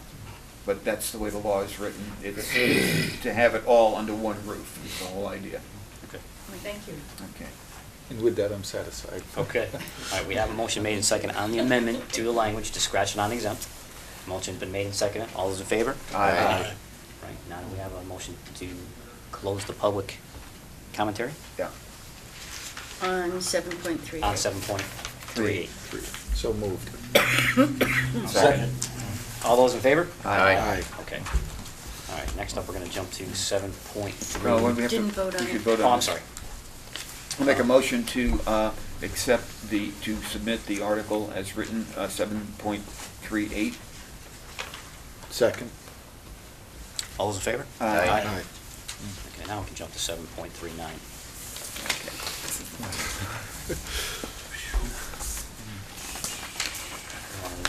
Read through 7.39 real quick? Or we need to? You want me to read it? Yeah, there's not a lot, let's, Yes, please. Yes, please. Okay. Sorry, just, because I don't think it's been in the I knew that forefront was as much gonna as the happen. marijuana has. Yep, sure. There's not a lot, so. To see if the town will vote to amend the East Long Meadow zoning bylaw 1991 revision in the following manner. By replacing 7.39 in its entirety and replacing it with the following and renumbering the remaining sections accordingly. 7.39, additional criteria for retail sales in the industrial garden district. Retail sales as a principal use are prohibited in the industrial garden district. Inside incidental sales shall be allowed provided that they are related to the merchandise manufactured and that they are ancillary and secondary to the main use and meet the following specifications. Number one, the allowed items are to be sold at a counter only. No one from the public is allowed in the main part of the building. No more than 10% of the floor area of a business established shall be utilized for retail sales activities. In no event shall the area of the retails exceed 1,000 square feet. In the event a building is occupied by two or more businesses establishments, no more than 10% of the floor area of the individual business establishment shall be devoted to retail sales. In no event shall the area of the retails exceed 1,000 square feet. Number four, an interior floor plan to scale must be submitted with a special permit application with the area to be devoted to sales clearly defined. Number five, a list of retail items to be sold shall be provided and to be approved by the planning board along with the special permit application. And you pass any vote or take any other action relative thereto sponsored by the planning board. This is brought to us by some people in the industrial garden that wanted to sell some of their t-shirts, hats, or miscellaneous products in front of their building, which, with some discussion, we thought was a good idea, along with some criteria that we set forth. So that was the parameters of the beginning of this, and this is how we've attained what we have now. So does anybody like to add anything to that before I open up to the public? I'll just say that this is standard practice with many manufacturing businesses that they sell parts and things like that for the stuff that they sell. And very often, local businesses that have their machinery, they need to come in and pick up a bearing or a belt or something. And this allows them to do that on the up and up. Ralph? I'm good with it as written. I believe, is it West Mass Development has this in their bylaw, the 10% rule, and Yeah, I think that's where we got a lot of this. I thought it was a good idea. Thunder? I'm good with it. I think it's good. It's more of a clarification of what's pretty much there already. Yeah, I agree. All right, I'm going to open up to the public for commentary. Yes, Hi. please. Marilyn Richards, 342 Pinehurst. The zoning revision committee is we're dealing with bylaws that have the primary structure, the principal structure. And we've been going through and we've been changing principal to primary. And under retail sales as a primary use are prohibited rather than as a principal use. I was wondering if I could just bring that up because we're going through the whole bylaw and we want to be consistent. So it's primary building, primary use, primary structure, primary whatever. And does that, we'll just change it later. Yeah, I don't know if that's. Through the chair, Certainly. what do you see as the difference between the two words? We don't. We don't, because principal is, in the definition, it says the primary, whatever. It's just, we're trying to be consistent. It's as simple as that. So you think that primary is the better word to use consistently throughout? We feel we did, and we do. I mean, I don't know if we Right. were doing that, Ralph, when you were still on the committee, but. Yes. Yeah, I'm just asking to clarify in my mind, Right, so there right. was a substantive difference, or whether this is something of clarity. You know, it's really not, because any of us who look at a bylaw and we see principal versus primary, it's the Yeah. same, but because we're trying to be consistent, make it user-friendly. Okay, That was one thing. appreciate it, thank you. Okay, I have a second thing. Certainly. You eliminated section 7.39 in its entirety for this, is that right? 7.39 is being eliminated in its entirety for this bylaw, is that correct? Yes. Is there some reason why we eliminated that section of the bylaw? Scientific research and/or development? It's being renumbered. I'm sorry? It's being renumbered. In other words, the number of the section says in renumbering the Okay, so it remaining will be sections. 7.40? Yes. Okay, thank you. Right. Anything else? Marilyn? No, Okay. that's it. All right, is there anybody else that'd like to speak? All right, do I have a motion to, I'll bring back to board a motion to close the public commentary? So moved. Second. All those in favor? Aye. And there was a discussion made about changing the word from principal to primary. Anybody want to? I'll go with it. I think both words mean the same thing, and if we're looking to be consistent, to change the word principal to primary makes sense. Sandro? Same. I'm in that committee, and I've spent a lot of time talking about it. I'm in favor of it. Yeah, I like the idea too, keep everything on a level playing field. Yeah. You just keep it all Keep it all consistent as you can be. Along the same lines, I would suggest that under B, line 3, we change main to primary, just to be consistent. Okay, that makes sense too. Oh, very good. Oh. Already, we've trained everybody. Sorry, Robin. Wait, that's right. I'm just trying to, under, where? Under B, line 3, first word, change main to primary. Oh, right here. Yeah. Oh, jeez. And then Sorry, I A. didn't mean to bark at you. No, that's right, secondary, that's use, Primary Primary use. use. primary use. Primary use, just to be consistent, so we main don't have to go use, back to it primary again use. later. No, I'm just gonna need to change it in the Right. warrant And that then Nick A sends is- around, so I and just A as wanna well, make sure. principal to primary. I was so Yeah. excited I Fourth word, found fifth it. word. This is a minor change, It is. we can do it on the floor if necessary. No, we shouldn't have to, I should be able to. Okay. Before it goes to print. Fine.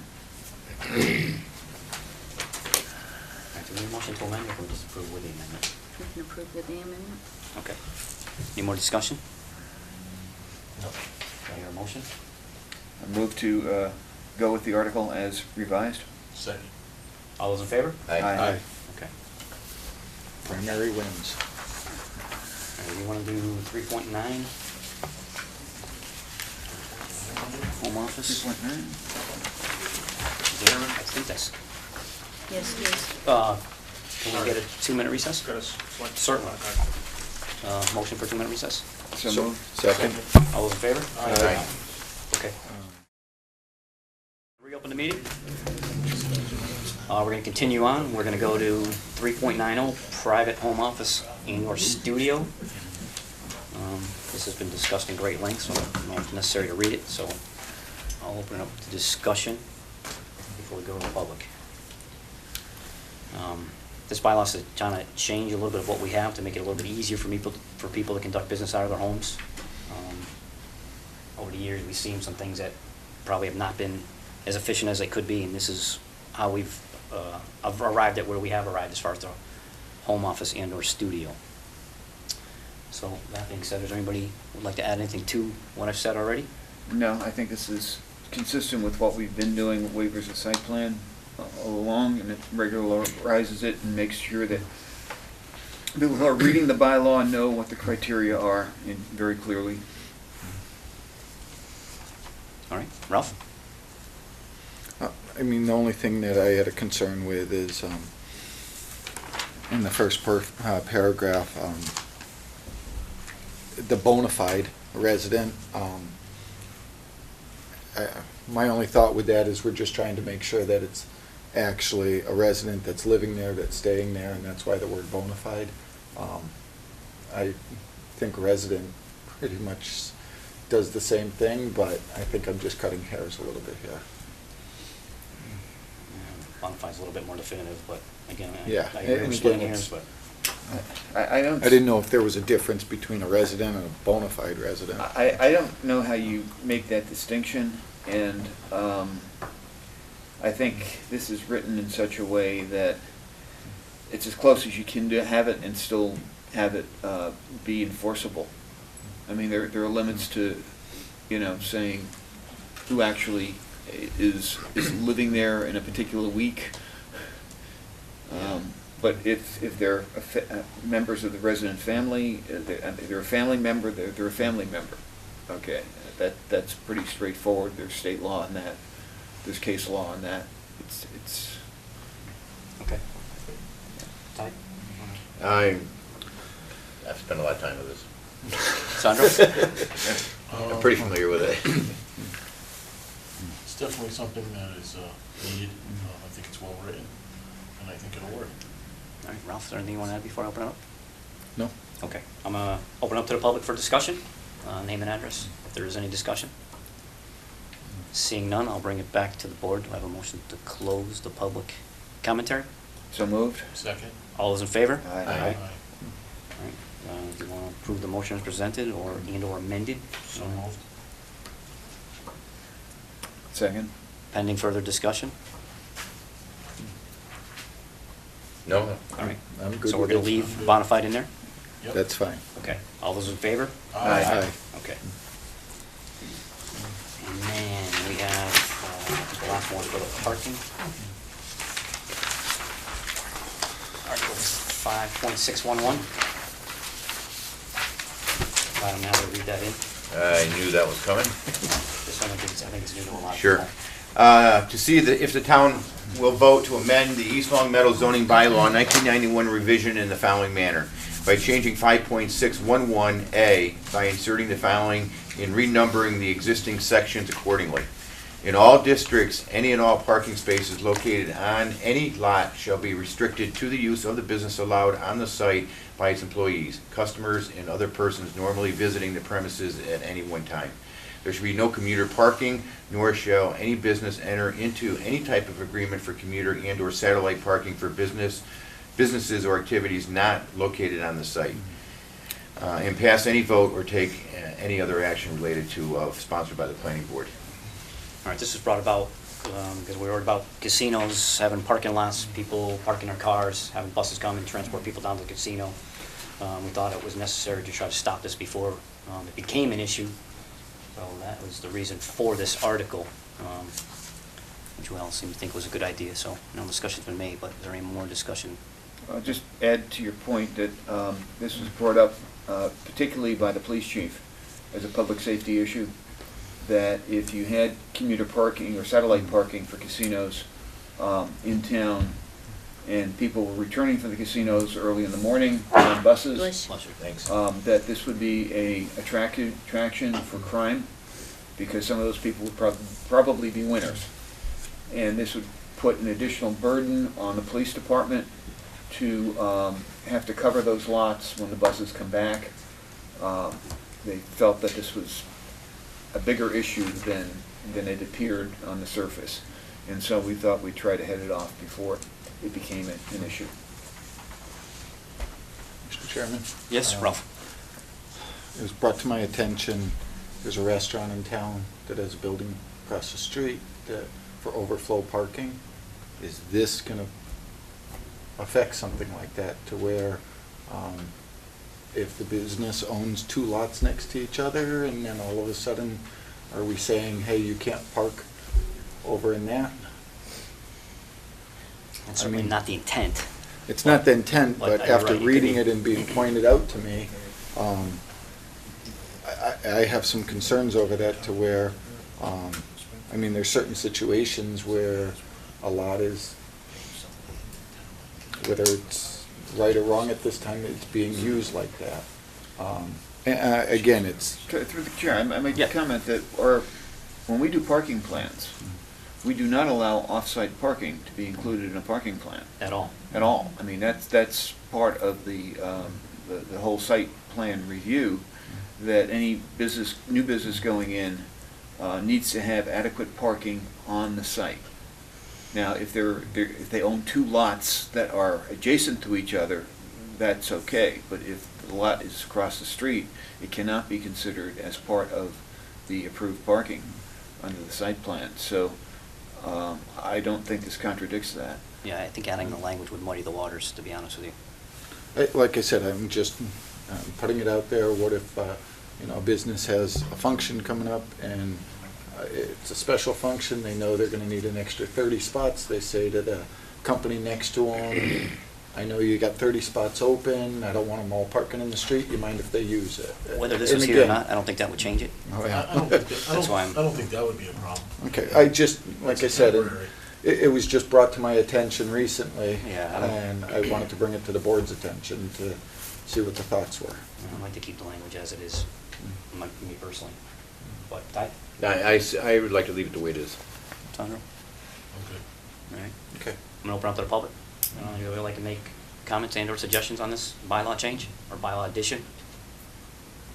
Seeing none, can I get a motion to close the public commentary? So moved. Second? All those in favor? Aye. Aye. A motion to propose this bylaw at town meeting. So moved. Second. All those in favor? Aye.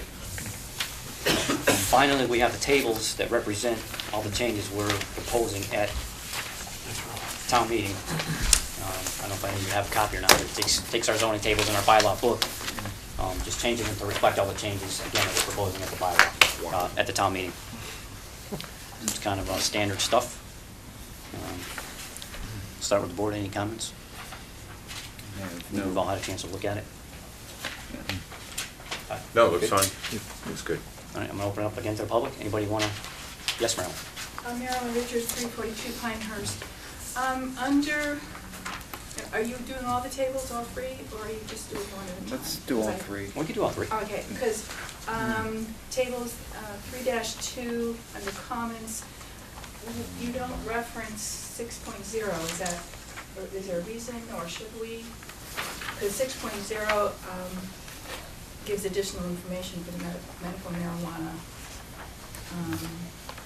clinics, or, I guess in the essence of redundancy? I'm sorry? In the essence of redundancy, you wanna add 6.0?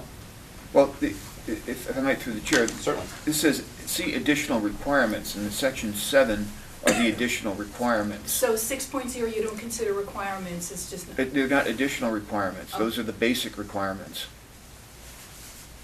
And all of these typically refer only to the additional requirements because the requirements for the use itself, you refer to by talking about the use. Okay, I just thought, we've always cross-referenced wherever the issue is discussed, it's always been cross-referenced in all the locations. And it would seem to me that And I would think- be real easy. We could say see section 6 point Exactly. whatever and additional requirements. I don't really have a problem with that. Just that much more information that's presented. Yeah, fine. Which table? Okay, we're 3.2. talking This one right here. Table 3.2, 3-2. Under districts? Let's go right in this area. under comments for medical Also marijuana. 3-1, it's the same thing. It says see section 7.2, 7.3, 7.38, There's also more than just 6.0 though. and the definitions. There's a whole bunch of them. These are special permit, the additional requirements refer to special permits. That's 7 point, So this would be, if you're gonna include one, you'd have to include them all. Right. Yeah, that was my point, is Well- that the rest of them are all special, are only the additional Yeah. requirements. I'm not trying to be difficult, I just thought that section 6.0 dealt with the subject matter, and it would be appropriate that it would be listed with the others. I'm not gonna stand up at town meeting and raise an issue out of it. I just thought if you're trying to be clear again in the bylaw. All right, so in essence, we're gonna add all the changes to that one area. All right, I don't think that's the worst thing in the world. all right, so. we need to change.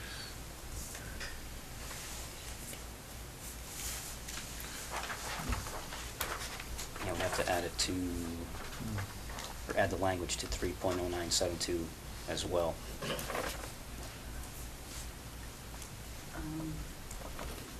Because we got section 72, 73, and 73, we got that 6, Okay, 6. 601, 602, 603, 604, as well as what's already existing. I think that would cover pretty much everything on those Yeah. Yeah, two tables. that was all I wanted. Yeah, that leaves nothing open to interpretation. Yep. Covers all the bases. Okay. That's all I requested on this. Yeah, no, that's a great idea. And you want that on I like it on, 3.0792 table? yeah, where it's, you got to see section As 72, well. 73, 738. Yeah, as well as the addition, Yep. table 3.3-2 in the industrial garden district. Correct. The larger one. It's not on the other one. That covers all our bases. Mm.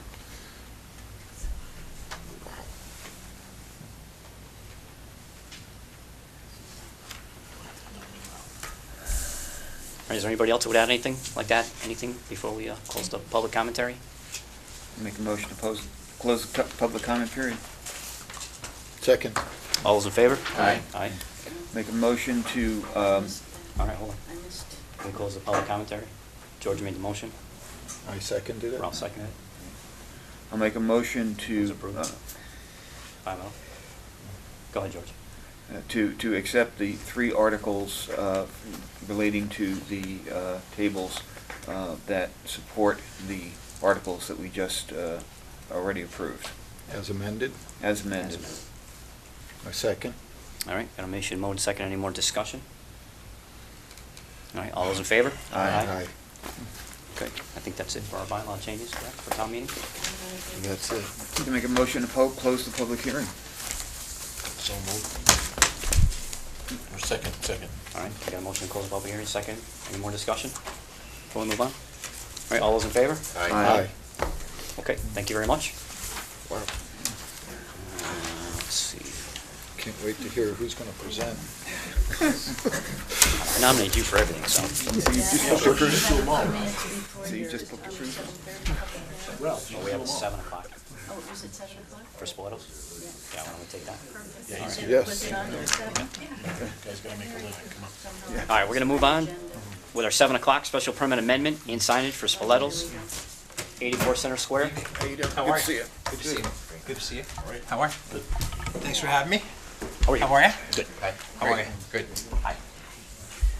The planning board of the town of East Long Meadow will hold a public hearing on March 25th, 2014 at 7 o'clock in the hearing room in the town hall, 60 Center Square, East Long Meadow, Massachusetts, on application of Fun Dining Inc., DBA Spoleto Restaurant, to amend a special permit by changing the name and the corporate owner of an existing restaurant in the Center Village Square.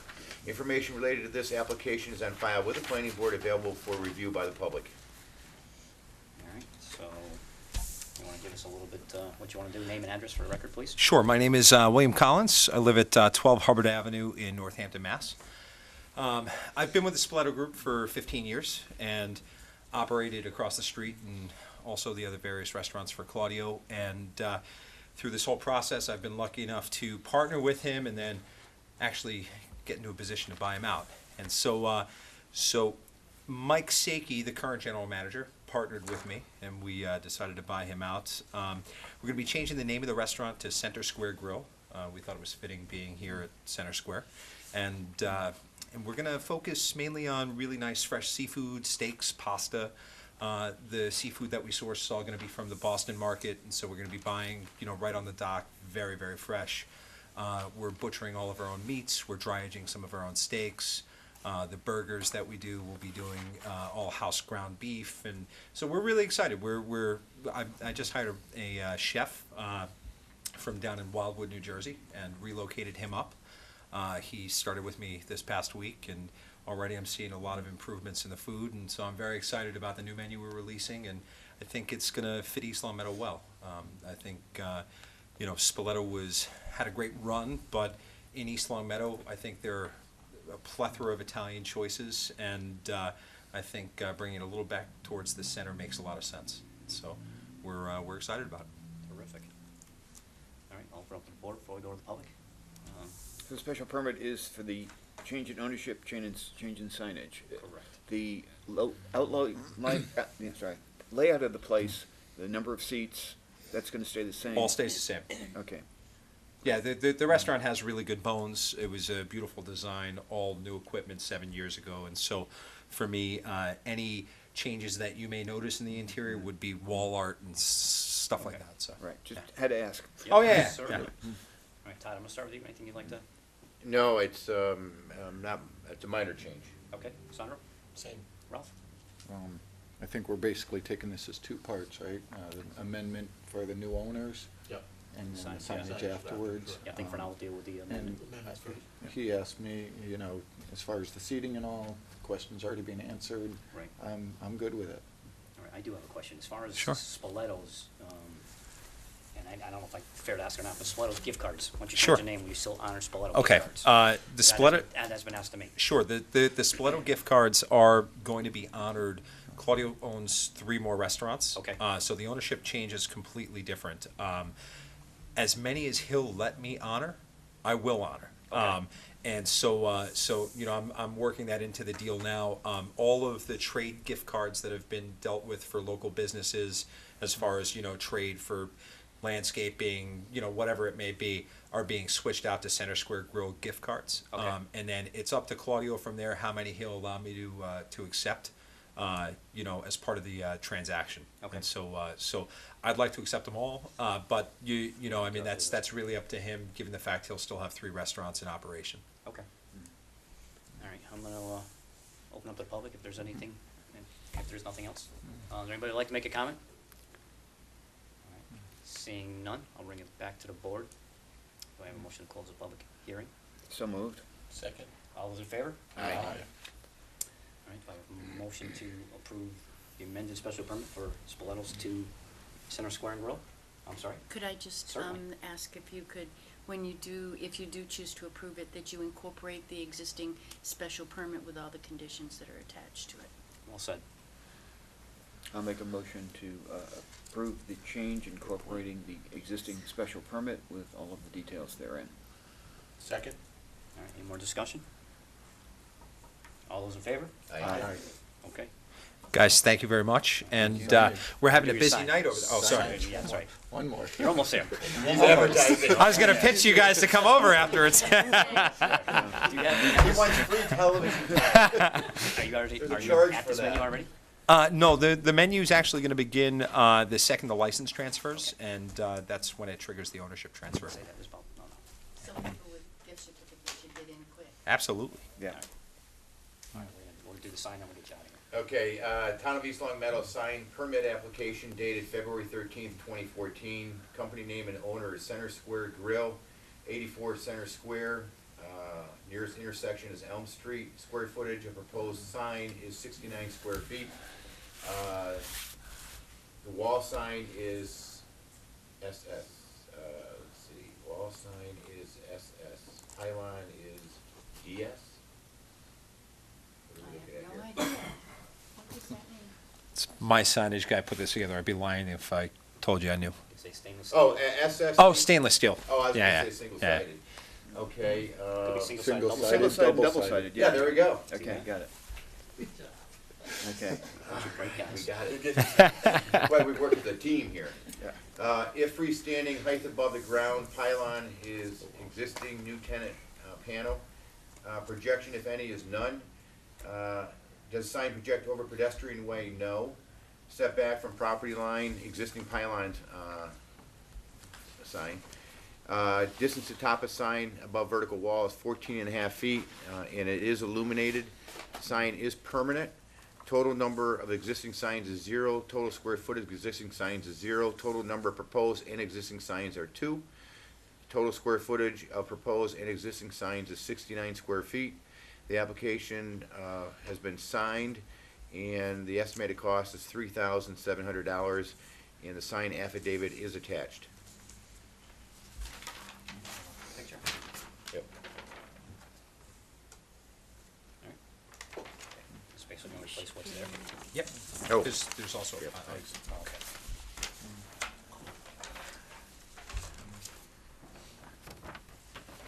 neat, yeah. I like it. Any comments and/or commentary? Looks good. Commentary? Anything? No, I think it's fine. Sandro, Ralph? Good.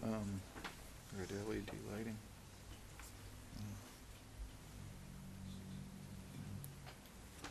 Make a motion to approve the sign permit? So moved. Second. You doing both of them at once? Yes. Yeah, we'll do both at the same time. Okay. That makes sense. All right, a motion made in second. All those in favor? Aye. Now you're all Thank you. Now you can get back to work. Now we're having a busy night over there. Come over afterwards. Thank you guys very much. set. Thank you. Thank you. Thanks, Robert. All right, 7:15, we've got 7:15, we get nothing, do we? nothing until 7:30. You want to adjourn for 15 minutes? Sure, because the town council's not here, so we Yeah. can't do So when anything. he gets here, then we'll start back up. Yeah. Do you have anything else? I don't, nothing that we can't fit in with the time allowed. Okay. Make a motion to adjourn for 15 minutes? Or until town Second. council arrives. Aye. All those in favor? Aye. Aye. Aye.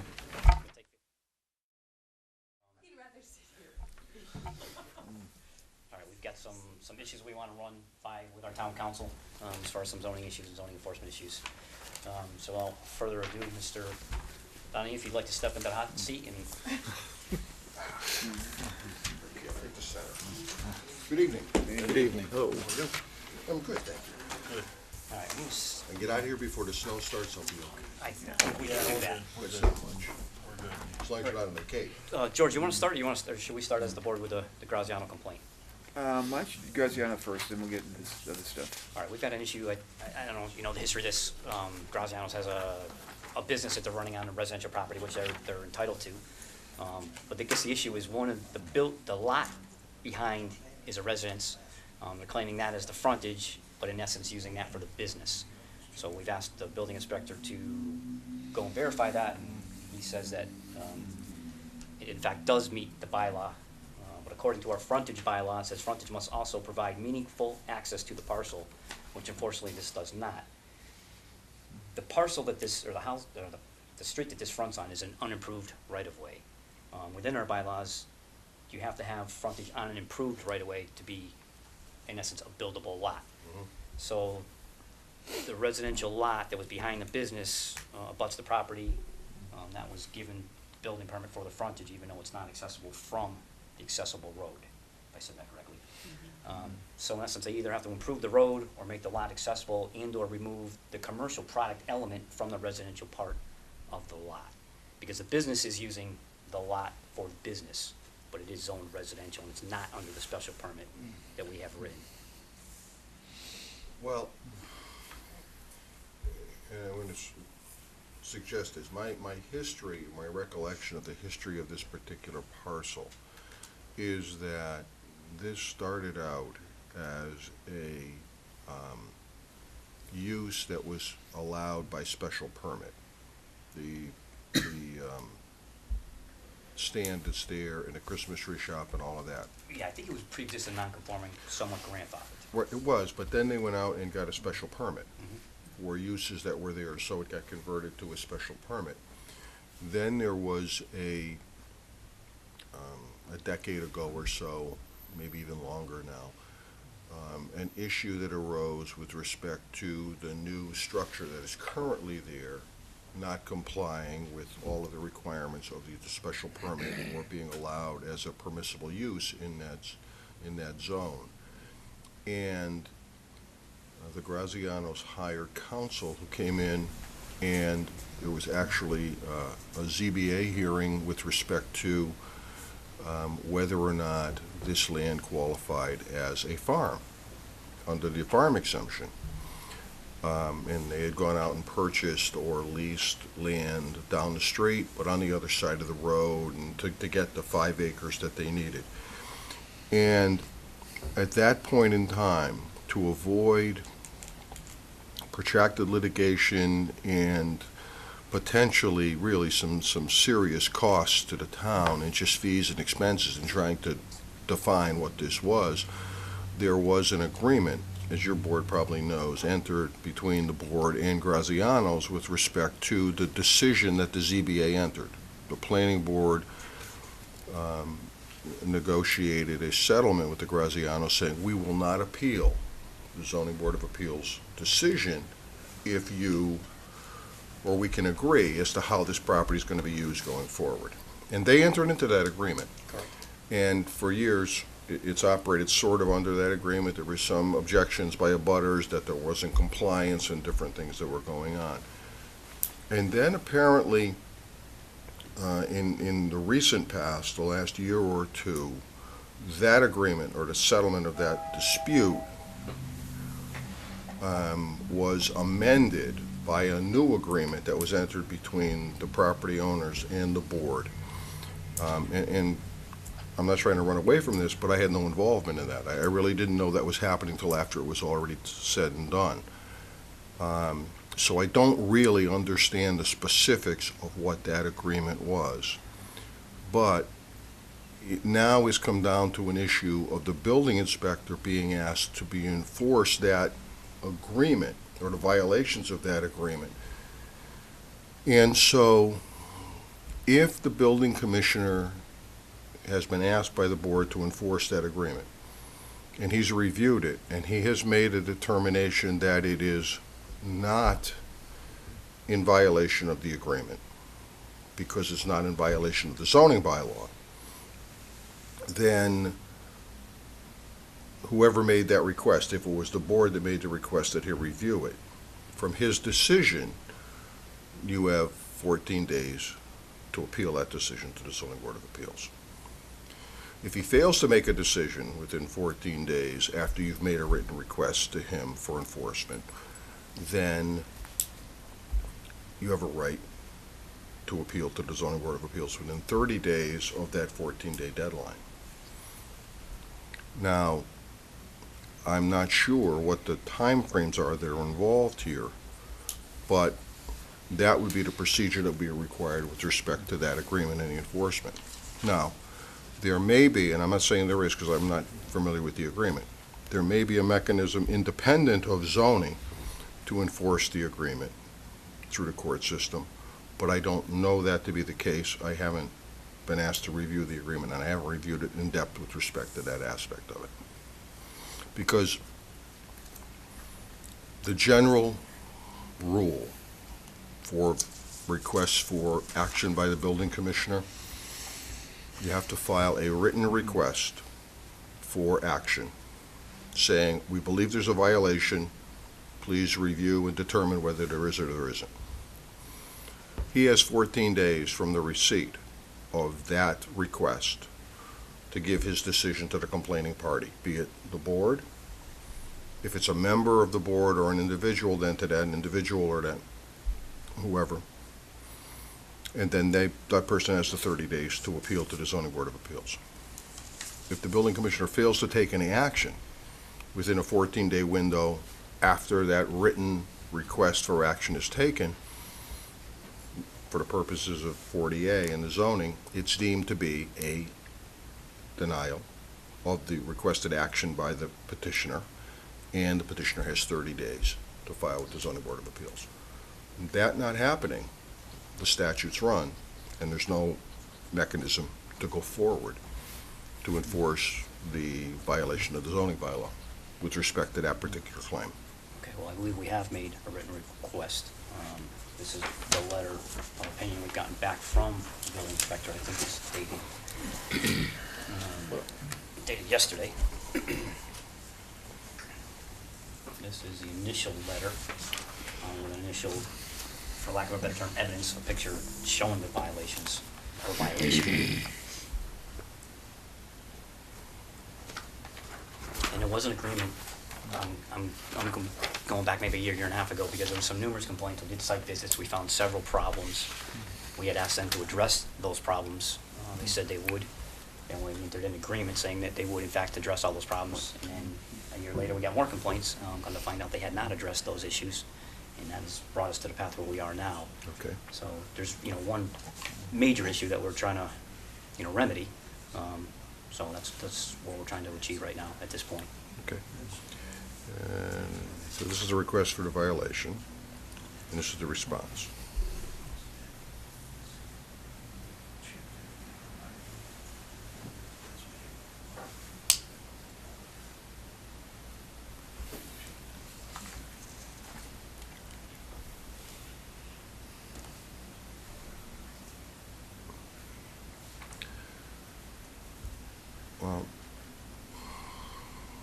suggest, well, with respect to this letter, the complaint and the response, if you feel that the response is inaccurate or incorrect, then you have 30 days from the 24th to file an appeal with the zoning board of appeals.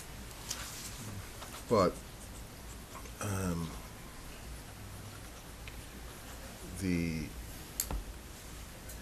issue, the only issue under appeal with this letter, with your complaint and with his response, is whether or not the residence owned by one of the Graziano family members is in compliance with the frontage requirements of the zoning bylaw, correct? Well, I think there's actually a two-part problem. That is part of it, and part of it is the residence is being used for business purposes. Okay. So But, it's actually a two-part problem. but this letter is addressed only to. The frontage Let issue. let me read it again, make sure I'm not misreading it, but it says, please be advised, the planning board believes the property on Main Street identified as parcel 3512C, owned by the Christopher and Donna Graziano, is in violation of the bylaw as it pertains to frontage as defined in the bylaw. So the demand with respect to that violation, this violation here, deals only with the frontage. Right. So if you are to appeal this, then your issue, the only issue that you have before the zoning board of appeals is the issue of the frontage. Okay.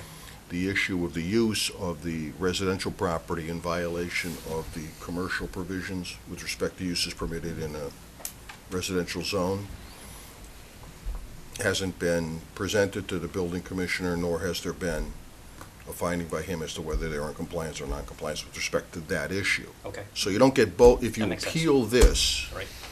and if you want to appeal the frontage, you have to appeal this. But this is not going to get the issue of the business usage of the property before the zoning board of appeals. All right. In essence, we still have 30 days to appeal this. Yes. All right. 30 days from the 24th. 24th was yesterday. So in essence, it would make sense for us to present the second problem for an opinion. Right. And probably try to schedule both ZBA hearings on the same date, even though one technically has nothing to do with the other. And Yeah. it makes sense to have. Have two hearings, Yeah, basically, in the same one. period. In my recollection of the agreement, I have seen the new agreement that was entered into. I think, basically requires the Grazianos to comply with the zoning requirements, and their failure to comply with the terms of the agreement are to constitute zoning violations. I think that's the way it's worded, I think that's a correct statement or accurate statement. right? So, to the extent that you get an answer here, you may end up not having an independent action, depending on what the cause is for violations of the agreement proper, through a separate action to the housing court or to Superior Court for violation of the agreement. If the agreement is for zoning purposes, that's the enforcement mechanism for the violation of zoning purposes. Okay. But if you want the issue, it'd be my opinion that if you need to have or wish to have the issue of the business use, then that issue needs to be separately requested of the building commissioner. You need to get his opinion, and you need to get the appeal. And if the opinion is the same as this, in finding no violation, then it needs to be appealed to the ZBA. Now, whether it's heard on the same day or not is not really necessary to have it happen, but it would probably be helpful I think we'd be more productive. to get everything out on the Yeah. table at the same That point way in we time. understand everything that's going on. Mr. Chairman? Certainly. I believe we've already sent a letter with regards to the residential.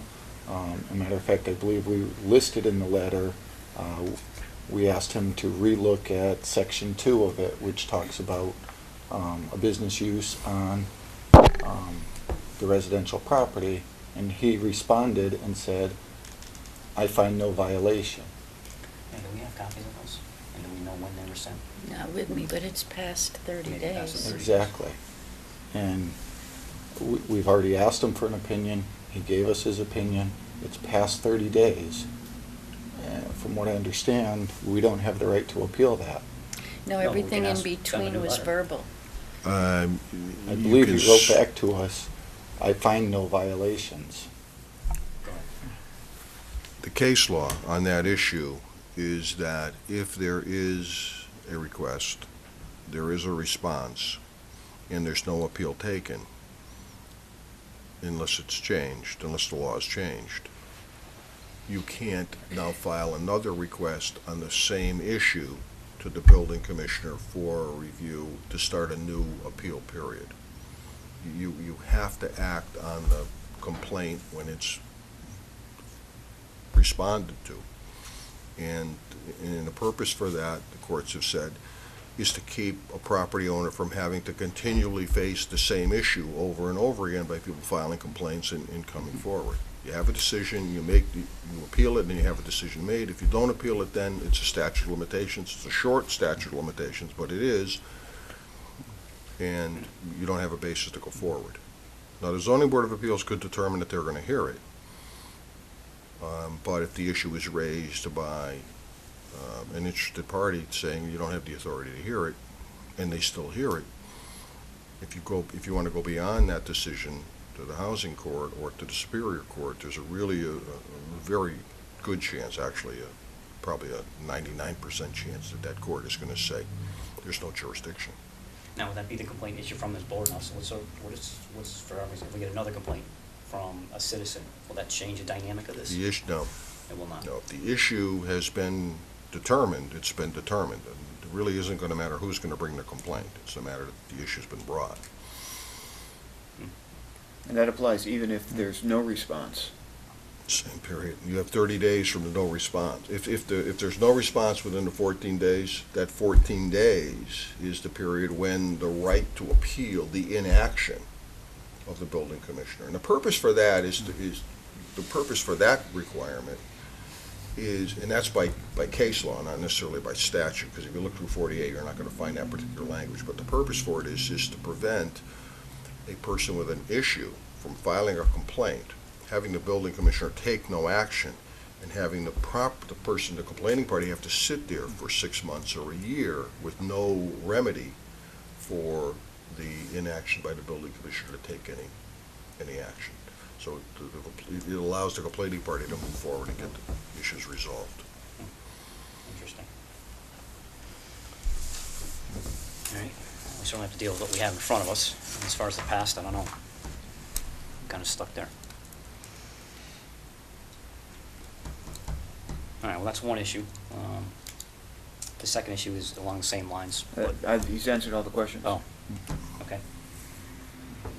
So does anybody have anything else they'd like to ask Mr. Donahue before we? Is this another one?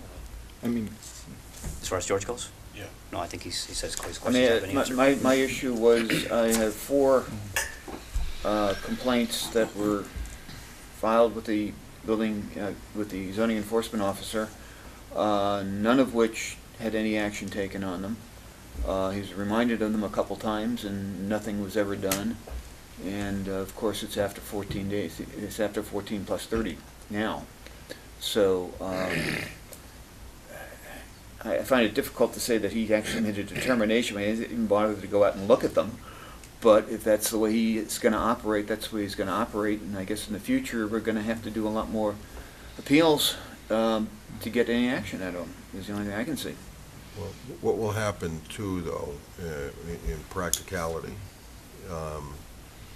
if there is a mechanism in place or an intent in place that when a complaint is filed, if there is no response within the required time frame, that the officer in question, the building commissioner in question, realizes that it's going to be appealed to the Zoning Board of Appeals, then in most instances, my experience in other communities has been that the building commissioner will make the decision one way or the other, so that it's not just going up on his inaction, because that doesn't look good to the Zoning Board of Appeals or to the appointing authority that there's no action being taken on complaints that are being filed. So if there is a known intent by the complaining parties to the building commissioner that they're going to be taking an appeal, if he doesn't make some decision,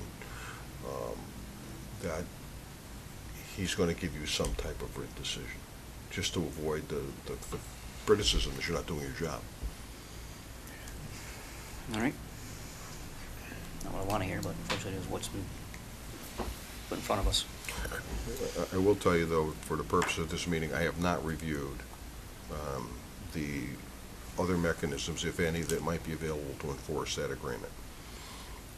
Could you So take that upon? I could do that if you could have the planner fax to my office tomorrow or whenever, a copy of the agreement. She's done it before, I've had it before, but I just don't have a current open file on it. And I would review that and report back to you whether I think there's another mechanism that may be available to enforce this provision. Okay, I think that would be very helpful. All right. I don't think there's anything left to be said. All right? Gentlemen? All right, Mr. Donahue, thank you very much for your Thank time. you. Appreciate it. Thank you. All right, well, I don't see that we have anything else. Can I ask one question about this one here? Certainly. George, is this you making the complaint, or is this the planning board making the complaint? Which one? The fence? It was me. Okay, so you as an individual? As an individual, Okay. made the complaint. Okay. And if the building commissioner has grandfathered it, yeah, that's what he's done. I find that difficult that an ongoing zoning violation can't be pursued, but If he received a permit, you have 6 years to challenge that permit if there's a zoning violation, and if he didn't receive a permit, you have 10 years. So I don't think that you are precluded. Why? You can That's- challenge the building permit as long as the homeowner got a permit. But if there is no permit, Then I'm not sure about Yeah, that. 10 years. Yes, you Well, have 10 yeah, years. 10 years, but I've made the complaint within the 10 years. And the building commissioner did not respond within 14 days. You didn't challenge the permit, though. If he got a permit, that might be He didn't another have a avenue. permit. I guarantee you he didn't have I'm a sure permit. not. But I guess part of What my is it with the question fence, would doesn't need be, the setback Yeah, from the street? yeah. fences now require a building permit. Yes, they do. I'm not sure if they used to require a building permit. That was Structure. That was an area that, and that was Some one of the did and reasons some why didn't. we changed the wording to make sure that they would require it. But it was a structure defined with our setback rules. Yeah, it is. Well, it couldn't be defined with our setback was. rules because the fencing was, the setback was different than the zone. Well, the setback I mean, changed the per setback, zone. as far as the fence, was 3 feet from the property line. Right. But yet, like an accessory structure could be no closer than 5 feet if it was 10 feet behind a residence. Yeah, but correct me if I'm So- wrong, a fence could not project past the front of the building. Right. No, that's incorrect. Well, let No me rephrase fence that. more than 1/4 solid or 4 feet in height may be erected closer to the Oh, street line than the yes. setback of the primary Yeah, structure. we know that one pretty good. I guess what I'm saying is there is a definition. It is a structure. Yes. It should be permitted. I know it is regulated. Right. I know there's been zoning complaints made and decided upon based on those zoning guidelines by our zoning inspector.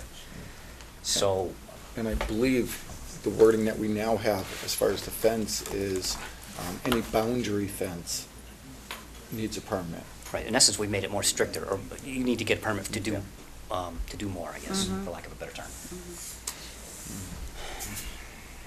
All right. All right, so we're going to adjourn our regular meeting? No, Yeah, in 5 minutes. no, we're not adjourning anything yet. We're going to take All right, we'll a take a- recess for 5 minutes and then proceed.